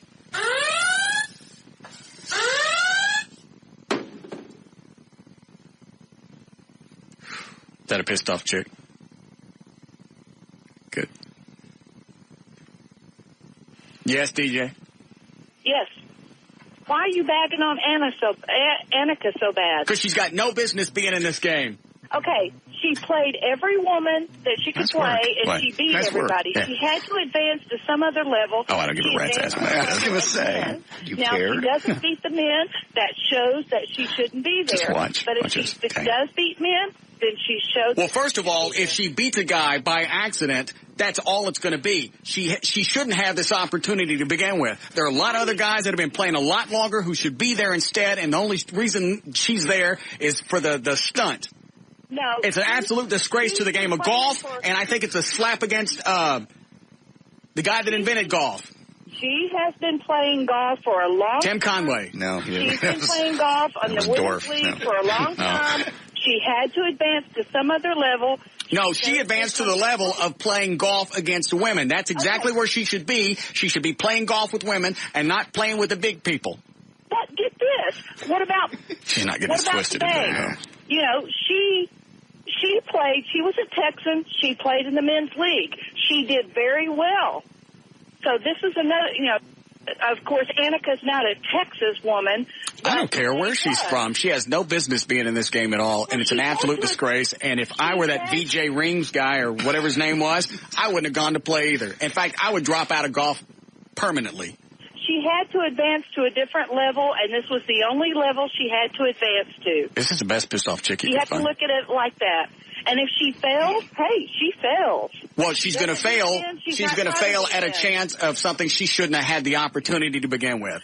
There are a lot more deserving men out there that should be playing out there instead of her. Why do you think that she doesn't deserve to be there? I may have to call her name. Tell me that. Because she's a female, and there's no reason for her to be there. It says professional golf. It does not say men's And she's golf. from the LPGA. That's exactly where she should stay, in the LPGA. Running around with the other chicks with their strings hanging out. They got no business being on the golf course. LPGA stands for Ladies Professional Golf. Okay. PGA stands for professional golf. Because we didn't think anybody was going to be stupid enough to try and get in the game. She has advanced. I guess we'll just have to put an M in front of it. No, well, do that. Then she shouldn't be there. She right? shouldn't be there to begin with. No, it says professional golfers. She has advanced from natural gas to the ladies league to the professional league. So if she does not deserve to be there, she doesn't. There's no reason for her to be there. It does not say men's league. If it says I don't care. I don't care what it says. I'm telling you what's right and wrong, and it's wrong for her to be there. No, if it said men's league, they should drag her off that golf course by her hanging string. No, listen, if it said men's league, I would say she does not deserve to be there. Girls trying to get in the Boy Scouts, that's I'm being an oscillating fan here. This ain't working. I'm afraid. Men. It says professional golf. Well, you're wrong. And you know what? You can't even admit you're wrong. No, I'm not. Yes, you are. Well, you should. Why not just stand up and admit you're wrong? She has no business being out there. Why? Why do you say that? Because she can't play? Yes. Well, she's evidently beaten some of the men, right? That's by sheer accident. Plus, I don't know these guys aren't gay. Well, she might be gay too, but she's still beating them in golf. It doesn't count if you're out there beating queers. Well, I'm sorry about that, but still, she had to have... I give up. Nice try, though. It was good. She just wasn't going to get twisted. I can't tell you how much I don't care about this golf thing. That's why I was like, why in the world are you even bringing this up? Just milking. Oh. Trolling for bitches. Yes. It's golf. It's a big deal with a lot of money. Like the guy that won. It's a big deal to the people who care. I am not one of them. It's golf. There's no action. There's no excitement. There's no tension. I get nothing out of it. I've even tried to watch it before. Mm-hmm. I've gone to a few tournaments and actually enjoyed it. If you understand the game. And do you have to walk the course with a player? If you want to follow one guy, yeah, you walk the whole course with him. But I don't follow one person. I normally see who the leader is and try to catch them, hit a couple of strokes, and then go up to 18, hang out there and watch the folks come in.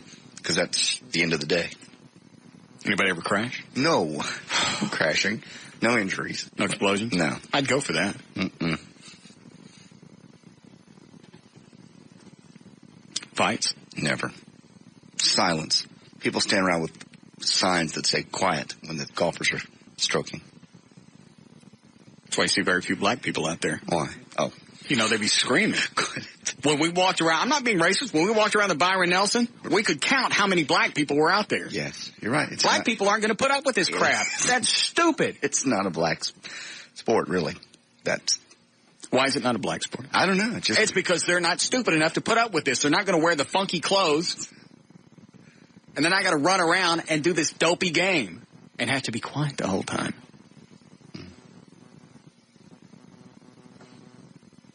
It's on all the networks. Mm-hmm. CNN, the same story every 20 minutes. They were giving an update on Annika, whatever her last name is, on her status or whatever thing was going. Mm-hmm. KRLD, they were covering it. Mm-hmm. The network news is covering it. Dan Rather's doing a stand-up about it. Golf. It's huge money. That's why it's a big deal. It's golf. But she's not going to win anything. Golf. I'd rather watch people make pasta. More action. Yes. Yeah, the Vegas odds in her winning are 500 to 1. Really? Yeah. I don't think I'll take any action on that. Thank you. I'm sorry, Daniel, what'd you want? Needed some life advice. Okay. 24. I just graduated from college about a year ago. Well? And I've always wanted to be in radio, so I started working my ass off in college radio. And basically equivalent of rolling myself in honey and hair just over a 3-year period. Got it. So finally get a big break working for a station, and after another 2 years, got to do a morning gig. And I woke up one morning and I started looking around, and I was terrified by the people that were working in radio. Welcome to broadcasting. Yeah. I mean, the nicer, the cooler, the more normal they appear on the air, the more likely they are to sit around in their own grunt when they're off the air. Mm-hmm. We're big grunt sitters. Yep. I come from a long line of grunt sitters. I know that. Mm-hmm. So I quit. I moved back up here to Dallas where I grew up, and I started doing a job that pretty much involves me being on a computer for 8 hours a day. Mm-hmm. And I miss radio. I love it. I want to get back into it, but I'm scared that I'm going to get back into it, and I'm going to be 40 and alone and miserable and dopey and washed up and turn into all those people that I saw. Well, the grunt sitters are still here, so if you think that's changed, it hasn't. In fact, it's probably gotten worse over the past 10, 12 years. Oh, Something's happened, and I don't know what, but in the past 10, I'll say 15 years, nobody wants to go through the ranks. Nobody wants to go at the little, is that a piss off chick? Oh, hang on a second. Welcome to the show, Stella. We're happy to have you. Russ, are you an idiot?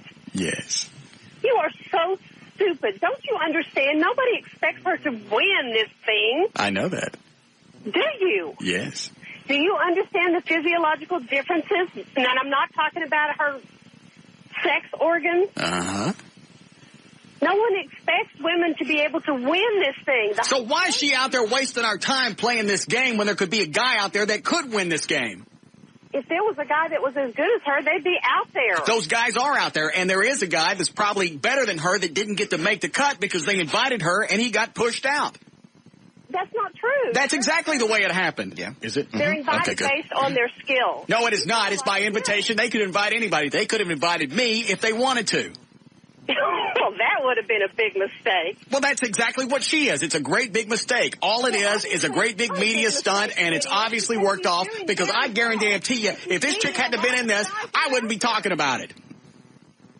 It's not a mistake, is it? Yes, it is. She's doing really yes, well. it is. All she said she wanted to do was to make par. You chauvinistic pig. I can't believe you.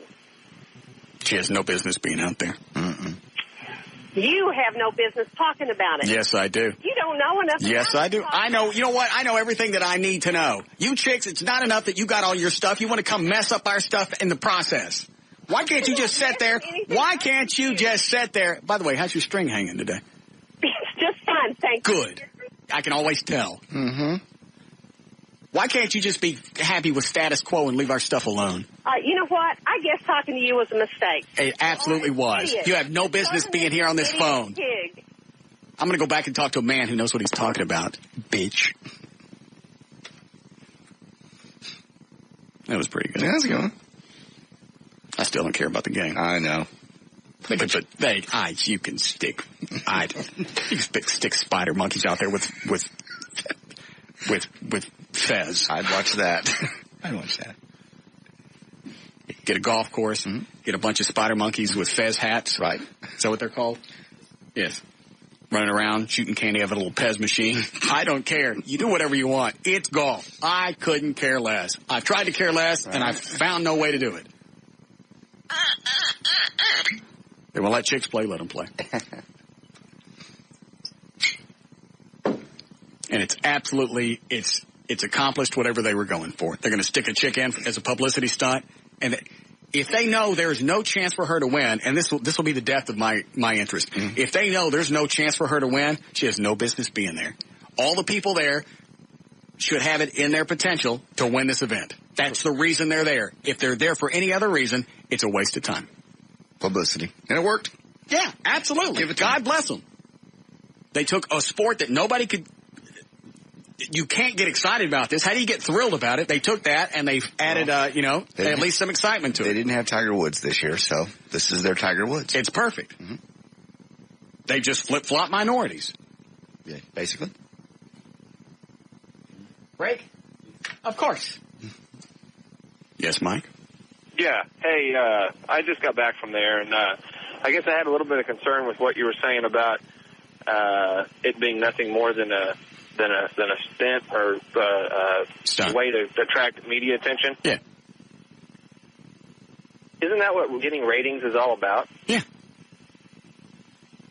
Then what's wrong with it? Nothing. I just said it's working. Okay. And is there a problem with a woman playing in the tournament? Did you miss the part where I said I couldn't care less who's out there? Monkey with Fez hats could be running around. I don't care. It's golf. I don't care. All right, man. All right, thank you. Great show. And it's probably a game that, I forget his name, the guy that just called. He probably wouldn't have gone out there to watch had it not been for this. This is one of the greatest marketing things I've ever seen in golf. Right.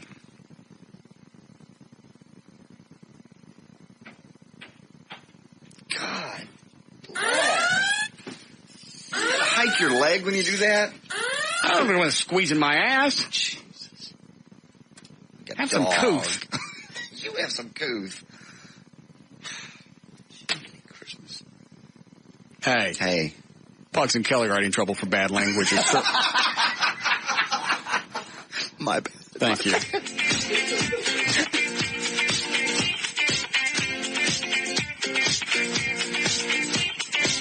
We'll be back with the Russ Martin Show.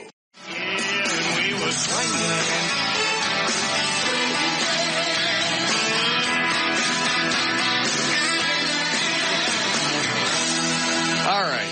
Eddie Ryan is here. Eddie Boyd, Dan O'Malley, Trey Trenholm, Gail Lightfoot with traffic. Is that the same guy with the radio guy? Sorry, Daniel, what was your question? Basically, was in radio before, thinking about getting back into it, but as you probably know firsthand, it takes so much energy and so much effort in life to be number one. Yeah, a lot of show. And I want to know, first of all, can you be successful in radio and not be a complete douche? Second of all, if you're giving everything you have to be number one, can you still have normal relationships and live a normal life? Because I was just, the year or two that I did morning radio, I was just exhausted all the time. I never wanted to go out. I hated people. I hated being around people. And it just ruined my relationships. I'll never do mornings again. Ever. I don't care. I don't care if anybody's listening in the infinity chain and they're even thinking about it, I will not do mornings again. Good. I told other people that I'm not doing mornings. For any reason, for any amount of money. Glad to hear you say that. That was so miserable. The 9 months that I did it, I can imagine how you did it for I don't know how 3. anybody else has done it. I don't know how Dorsey's done it. I don't know how Stern's done it for so many years. Chapman, anybody. It's an absolute. It's not right for your body because you. But that's the place people want to be when they're number one, though, isn't it? No. I mean, you're number one in afternoons, but like that's the most coveted spot is the mornings, right? On music radio, it is. Okay. Correct. There are more people listening to this show than they do to the morning show.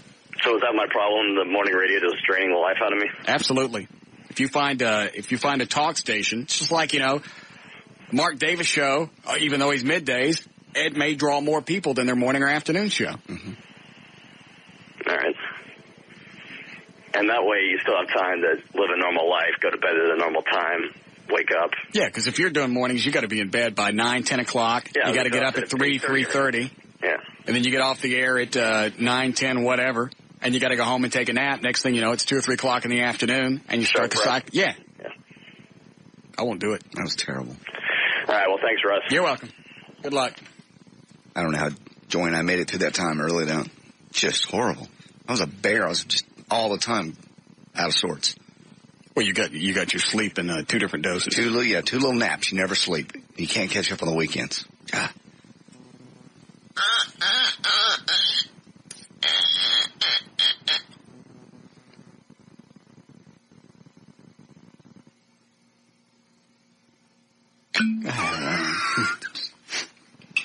I'll tell you, one of the new sales guys walked by the window earlier today and goes, excuse me, he was talking to Bob and myself. Yeah, and myself. Isn't it against policy to have a bottle of whiskey in the studio? And Bob just went, no. I went, in fact, it's in his contract. He goes, it's in his contract to have whiskey in the studio. I went, uh-huh. He just shook his head and goes, it's a different kind of radio station. I don't understand this place. What, did you tell him it wasn't all studios? Yeah, Bob went on to explain it's the operator that can't be drinking, and Russ is not the transmitter operator. Right. Is it Damien or Damon? Damien. All right, go ahead. More people don't listen to you than they listen to the morning show. There's no way. And I'm talking locally. I'm not talking everybody. You're saying more people in Dallas listen to you than listen to Howard Stern. Yes. And that's really, really for sure. Sweetie, it's in the arbitrons. I don't know about that. Well, you can say you don't know all you want, but I'm telling you that's the way it is. Well, you're kind of funny and everything, but come on. Well, you could say come on until you're done, but it's not going to change anything. Well, I just, I know. I just realized that you do get the ratings. I don't know. I'd have to see it. What Hold on a second. What'd you just bring me, Trey? Is this mornings or afternoons? All right. So what are the numbers? Hang on. Does it really do any good until I get the morning numbers? Now, does it? All right. You need a better staff. For what? Get your stuff together. Well, I can rattle this off, and you're still going to dispute it. You can say I'm making it up. No, really. Actually, I believe you now. What's the difference? I mean, are we talking, is there a large difference? Or, I'm surprised. Honestly, I'm shocked. Not just because it's Howard Stern, I would say on average about 50% more people listen to this afternoon show than listen to Howard Stern. 50% more people. So for every 100 people he gets, you get 150. Approximately. That's about right. Huh. They've talked. Know. Well, okay, see, we've already covered it. We answered your question. You still don't know. All right. Well, if you're telling the truth, I believe you. I mean, well, first of all, I can't just get on and say something like that because that's real easy to get busted on. Okay.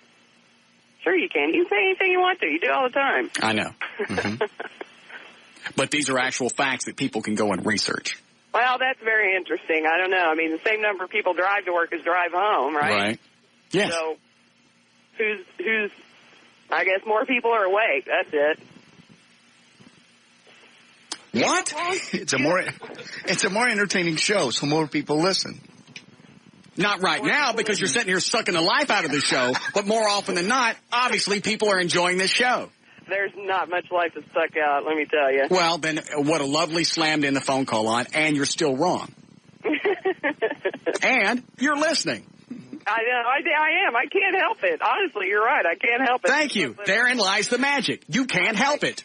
I'm like, this is ridiculous, but I don't turn the station. I know. I'm a sheep, just like the rest of them. Perfect. She's not a sheep. No. Are you still? She's not a sheep. Are you still as cute as you were when you did the Channel 13 thing? I am absolutely adorable. And we no longer call you women sheep. Oh, okay. What do you? You moved a step up, huh? Mm-hmm. Now you're a big... What do you call it? I hit the delay on that one. That one was a little gross even for me. That was good. Yeah. What a shame. I almost let it go. Yeah. Because as far as, if you hadn't added the thing in front. The bloody part? Yeah, that's the part that made it bad. Yeah. She is a gash, though. Thank you. And you know what? I'll even help her out with the argument. I don't know. I've said this from day one. I don't know why people listen. I don't know why people started listening when I was doing mornings on the Eagle after they dumped Stern. Mm-hmm. I don't know why they listen now. I don't know. I don't care. I can't do anything about it. If the show sucks, far be it from me to argue that point. It sucks. And if you're listening for the shock factor or the roadkill train wreck thing, mm-hmm. That's great too. I like to think that maybe people are attracted to this show because it's just a bunch of douchebags running their mouths. And for some reason, that seems to be interesting. I have no other answers for you. What is this? The answer C? Are they any good? I like a couple of them. Where are the finishers? Anyone in the last three there. All right, because I certainly don't want to let Damien down. No.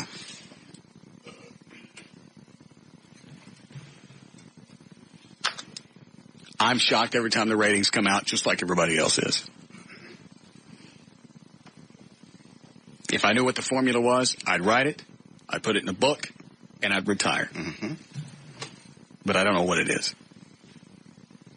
Yeah, our new salespeople are a little bit baffled, too, because they're used to coming from stations like KLLI and KVIL and places like that, to get it.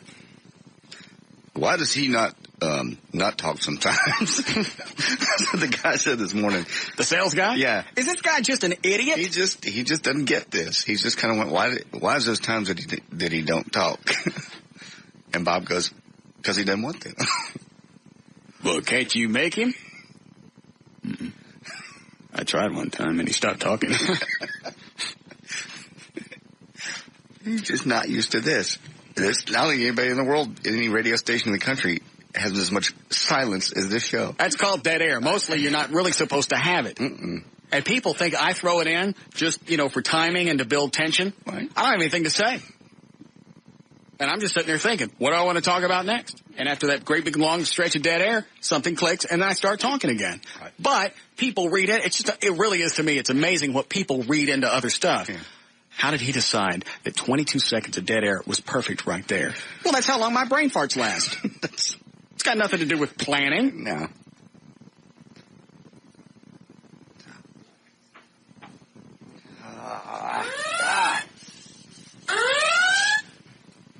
These are dandies. I've added onions to my broccoli. I'm going to add something to my bong over here. Make this room smell better. Doper. Not a doper. Somebody sent that up here. Whatever. It's funny they sent it to you. It's time to get lucky and play the game that even a mutant mongoloid monkey could win. Let's play. Could the answer be C? And here's your host, Russ Martin.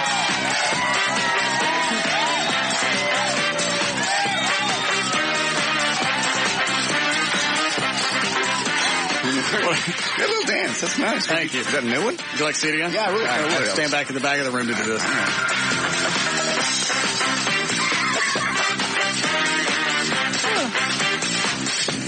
Very good. Thank you.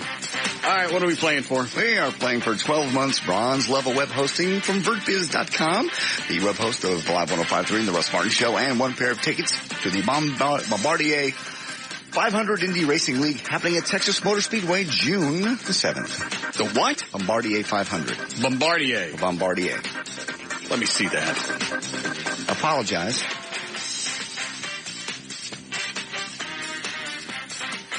Bombardier. Yeah.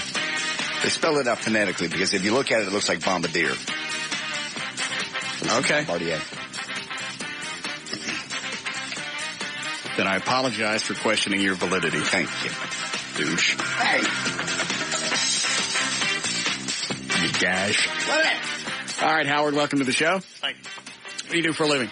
I work at an alarm monitoring station. Okay. Do you want to say which one? No, not really. Okay.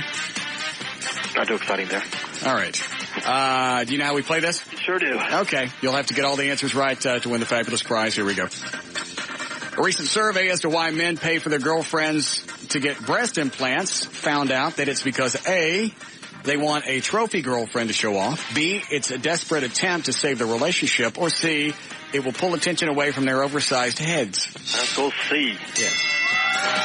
Thanks, Eddie. Sure. And you know what? I just looked through some of these questions. Yeah. And everybody knows that Eddie writes these. Mm-hmm. Does anybody notice there are very seldom any questions about Eddie? Well, yeah. Certainly no questions in here about Eddie getting to keep the change when his wife is out shopping. Yes, that'd be a good one. Yeah.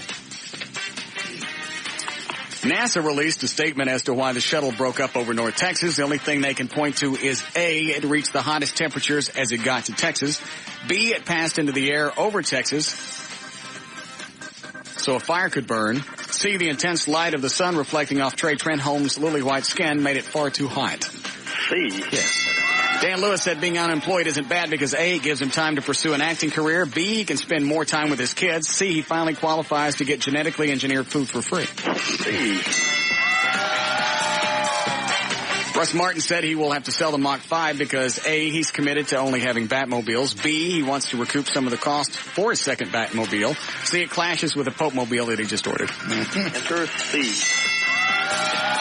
Realizing that he missed being on the show, Dan Lewis decided to A, try and do phone-in segments for Russ once a month. B, prove that he's a better producer than Trey. Or C, have Kroger transfer him to a store closer to Russ's house. C.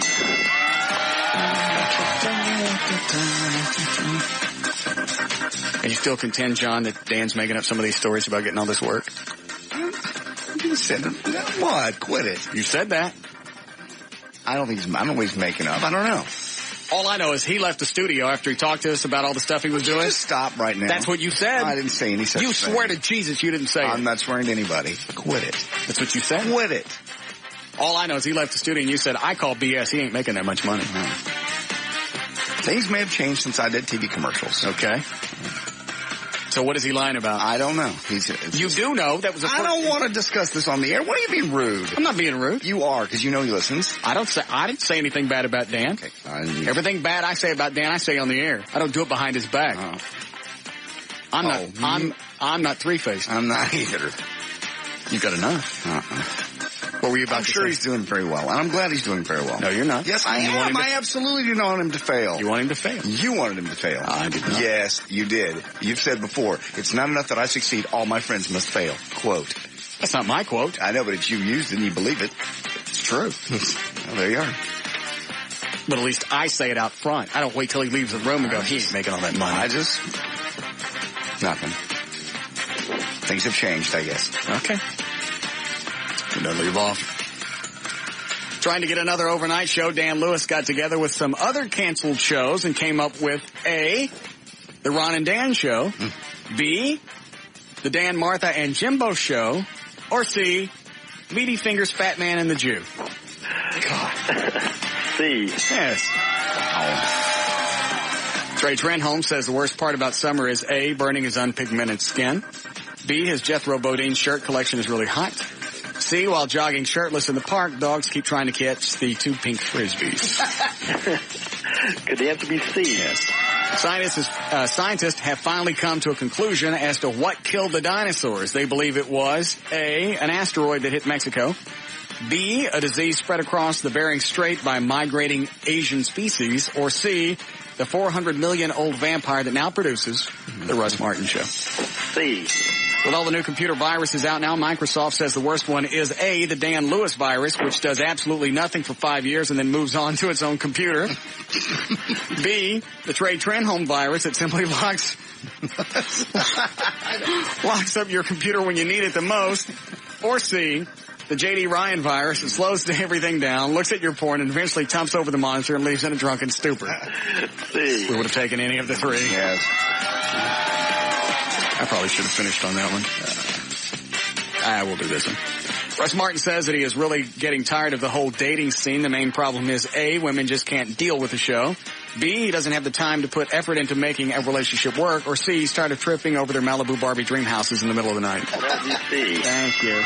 Did you get all of them right? You got them all. All right, tell him what he's got. Get 12 months bond level web hosting service from VerdFizz.com, official web host of Live 105.3 and the Russ Martin Show. Also, one pair of tickets to the Bombardier 500 Indy Racing League happening at Texas Motor Speedway June the 7th, and I'll throw in tickets to Boston at the Smirnoff Music Center August the 10th. Tickets on sale now at Ticketmaster locations. We'll be back with the Russ Martin Show.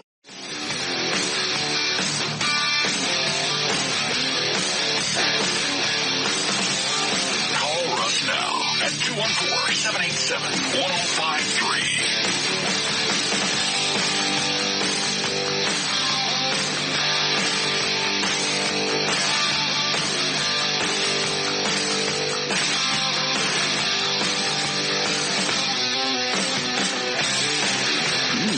Yes, I do. Quit it with that. What's wrong with that? Yes, I do know how smooth it is. It's very smooth. Yes, I do. Well, you get your girlfriend up here and do a commercial. See how well you do. Well, I'm certainly not going to sit there and go, I don't know what I mean. Yes, I do. Yes, I do. I didn't say boo. I said, yes, I do. Don't even. Cue it back up. It's very sensual. It's very sexual. Yes, I do. Yes, I Ladies, it's spring cleaning time. Not your house, your bikini line. Hey, it's J.D. Ryan along with my girlfriend Joy for the Premier Laser Center in Denton. You can call them at Metro 940-320-5432. I went to the Premier Laser Center in Denton and had my bikini line and my underarms done. There's no more razor burn, no more stubble, and the skin is baby smooth, if you know what I mean. Yes, I do. Also, guys, I do. Yes, I do, is what I said. Bet I do. God. Why do I put...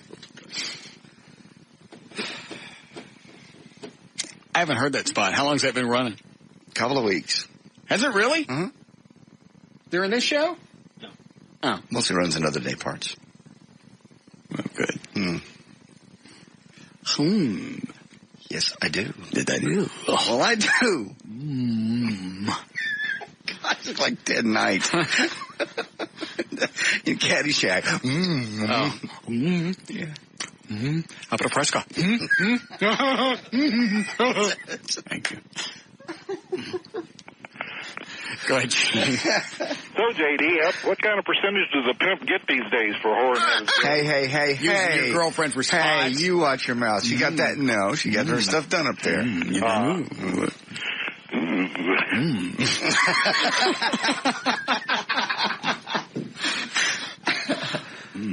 I do. Yes, Mr. Trenholm? I've got guests that I need sort of a yay or nay if you're interested in. All right, go right ahead. We're just killing time. Lou Ferrigno. Would I like him? Yes. Yes, I do. All right, I'm going to ask honestly, did that hit anybody else or just me? Oh. What's wrong with that? We're talking about baby smooth soft. Hey, baby smooth skin, you know what I mean? I didn't say it that way. I said, yes, I do. It's very sensual. All right, who else? Or who else? Joan Rivers.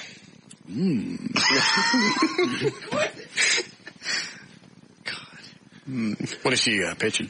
Evidently, she's working on a new reality series called Court. Oh, well, isn't that a slap? There's nothing real in that woman anymore. She's doing a series. Yes, I'd love to talk to her. You're going to love this one. Mary-Kate and Ashley Olsen. Oh, yes. How old are they now? Are they 18 yet? I don't think so. There's a clock someplace on the internet that's counting down to where they hit 18. Right. Would I like to have them both? Yes, I do. See? It works perfect there. Yeah, but I'm being cute about it. Well, so was I. No, you're not. Yes, you're trying to be sensual. It's baby smooth.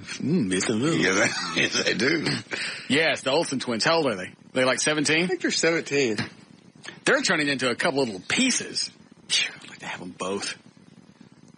Oh, we've got a new intern starting. You are going to fall in love with. So Trey and I both saw her today and just stopped in her tracks. Which station? She's going to work for both stations in promotions. Hot. 18 or 19. Smoking. Color hair? Blonde. Beautiful. Does she know the show? I don't know. We didn't get a chance to talk to her. She just walked by with the promotions chick. And the promotions chick sort of whisked her by our office. Why? You don't want to look in there. Nothing in there.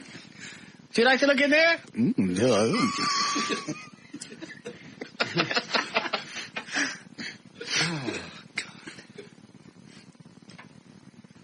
God.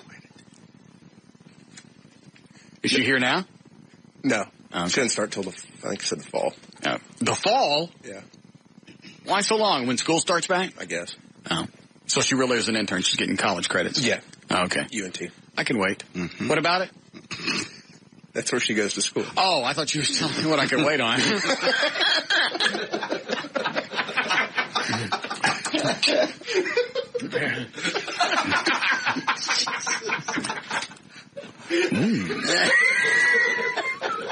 Did I do?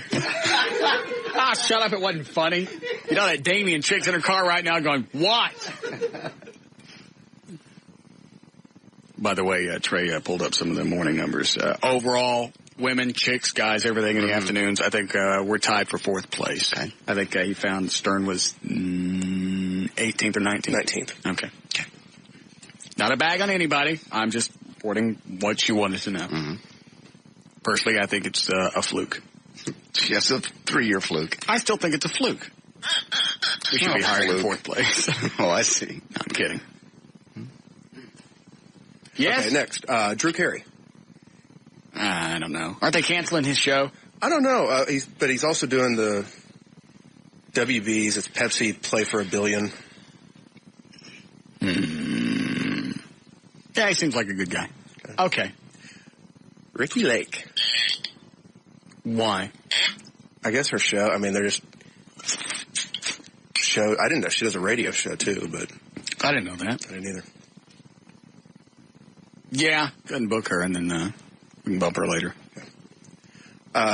Candace Bushnell, who is... Can you get her? Are you serious? Don't jag with me. Don't have me say yes and say it's a host job. Can you get her? Yes. Who is it? She wrote Sex and the City. Oh. She's the author behind it. I mean... And she's I've seen her a couple of times. She's kind of cute. No, I don't want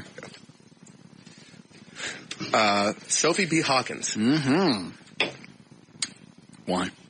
She's got a new album coming out. She had the hit in the 90s. Which was what? Damn, I Wish I Was Your Lover. She coming to town? They haven't set really tour dates yet, but probably. If she comes to town, she can come in. You can look at her picture. So, Jim Carrey.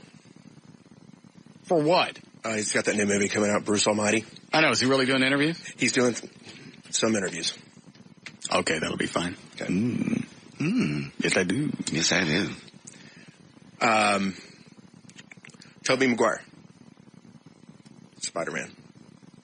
He's got a new movie coming out called Seabiscuit. Yes. Love to have Tobey Maguire on. Tell him what I thought about Spider-Man. Finally. Charlie Sheen. Yes. He's still on Spin City? No, he's got a new show.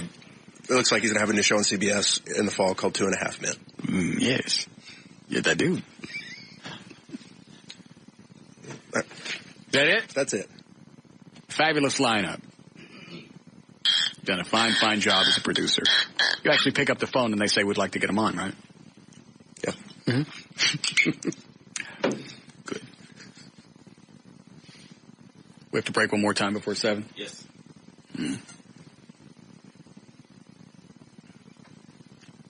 Ladies, it's spring cleaning time. Not your house, your bikini line. Hey, it's JD Ryan along with my girlfriend Joy for the Premier Laser Center in Denton. You can call them at Metro 940-320-5432. I went to the Premier Laser Center in Denton and had my bikini line and my underarms done. There's no more razor burn, no more stubble, and the skin is baby smooth, if you know what I mean. Yes, I do. Also, guys, I didn't say it that way. I did not. We'll be back with the Russ Martin Show.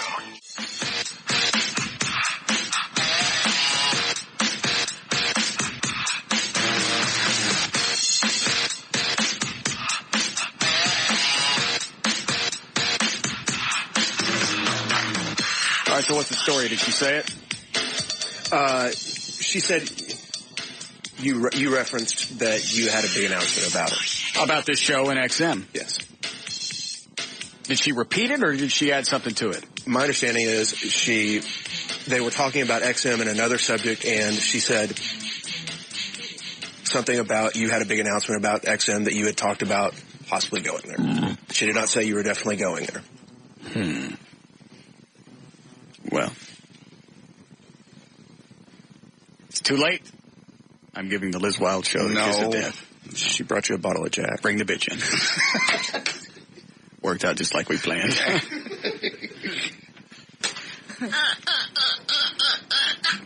don't know where that guy that, is that her producer, the guy with the reservoir tip toboggan? Yes.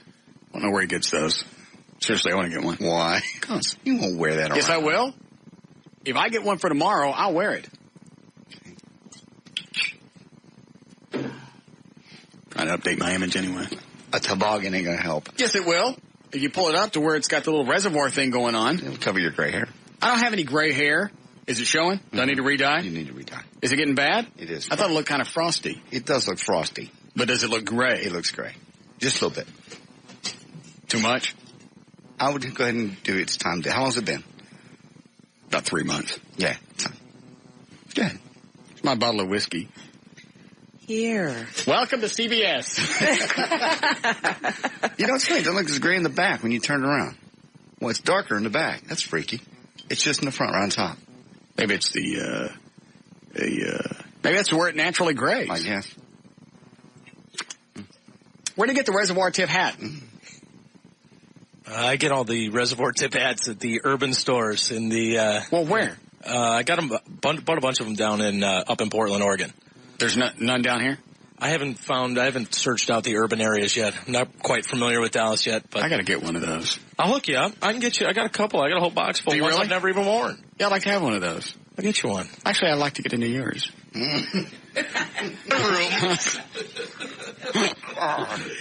I got room in there. So how's it been so far this week? It's been good, actually. I've waited all my life to be here. In Dallas? Yeah. Where'd you work before? In CBS. I've worked everywhere. Well, where? Wait a minute. What are you drinking? This Gentleman Jack. The fancy one. I couldn't afford the fancy one for you. Well, the one you brought me doesn't make any noise. This is just showing off. Oh, okay. Where'd you work before? I was syndicated in 30 cities across America, from Portland, Oregon, of all places. So we got a real show. Not just some jackass who was buying his time on the weekend, and then they stick him on during the week, and he decides he's going to shoot me if I come down there with a blank gun. Yes, that's the one. Punk. I'm still kind of afraid of him. A little bit. Of Goldberg? A little bit. I've heard stories. He's mouth. And sure? nose. Mouth and nose. He's all nose. Yeah. I've heard things about guns and... According to Lee Harris, he'd walk around the building with his gun hanging out. Well, I got a CHL. Dude, do you know what the C in the HL stands for? It's concealed. Hanging out. You don't have a hanging out, an HOHL. Hanging out handgun license. Anyway, I wouldn't worry about him. Your Majesty, how are you? I'm fine. Quit it. I am so honored to be in this room with you. Stop it. Can I rub your royal scepter? Come on. Damn. All right, so you were syndicated on what network? NBG and Fisher Entertainment. And I know Fisher. I've heard of Fisher before. He's a douchebag. Okay, we hate Fisher. Okay, yeah, he's not good. Not good. Okay. How did you hook up with McNeil? I had been bugging him since the station signed on the air. I said, I belong there, damn it. I need to be there. And he just wanted to have all these other blowhards on, I guess. Before me. Doesn't make any sense. No. I really was. I was chasing him, calling him every month. Yeah, Reed Reeker before him. Reed's a good guy. Is he? What do you think about Better Steve? than Bob? I think Bob's going to be dead by the end of the year. I put him on my Deadpool list. I know you did. If this doesn't work out, he will die. I don't think this job's going to kill him. It's him and that stinking Atkins diet. He's been on it for, what, 2 years? 2 years. How much weight did he lose? Like 50 pounds? At least. And he's lost too much, and it looks like he's not stopping. And his clothes look like his daddy's. He looks very unhealthy, especially today. So what do you got planned for tonight on the Big Liz Wild Show? Oh. You know what, I don't want to set up expectations. I ain't got nothing planned. Nothing. She'll fit. Mm-hmm. Well, it's 7 o'clock. I guess we'll run our last batch of spots, and then you can have it. Take as long as you want, Your Majesty. You are the king. Oh, boy. You are the king, I'm telling you now. You own this place. You are this place. Come and finger me. And smell the flowers. Yeah. Smell the falafel I have baking. The falafel I have baking isn't quite done. Push it back in. Am I too new for you to fart in front of, though? Oh, I don't have any working up. You missed the last batch. Oh, crap. I'll work on a new one. Just to smell them would be an honor. Honestly. Hang on, let me think. Quit! I'm focusing. Oh, did a little turtle head. All right. Oh, Jesus. Well, it's lovely to have you. How long you think it's going to be, though, Russ? 6 months. I shouldn't unpack, huh? Not your clothes. No, I mean, it's amazing to me that he's finally got a show in here that you guys do show prep, right? You actually know what that term means. For hours and hours. As opposed to somebody coming on and the first thing they do is read an email that's been around the internet 3 or 4 different times. Mm-hmm. Boring. I walked through the hall one night and I heard Goldberg. I went, dude, I got that email back in the 90s. Listen to this. We just got this. Although it doesn't always sound like it's prepared, we prepare. That's the way it's supposed just to be. like you, Your Majesty. All right. Well, welcome to this station. We're happy to have you. Can I fan you? with this paper? Get her out of here. All right. The lovely Liz Wild Show is coming up next. They're my ratings if you want to take them with you. Are you ready? Yep. I got a headache. For more information about the Russ Martin Show, to email us individually for details on the Police and Firefighter Foundation Parade coming up, go to russmartin.com. To instant email us only during the show, send it to studio@russmartin.com. For my boat pictures and beaches and more, go to johndavidryan.com. From Eddie Boyd's Strange and Scary websites, go to eddieboyd.com. Visit Trades, TreyTrenholm.com. For updates on the Dan and Tassos Weekend Show, go to Tassos.com. Limousine service provided by Ultimate Limousines. Contact George at limogeorge.com. And everything else is the talk that rocks, and it's live1053.com.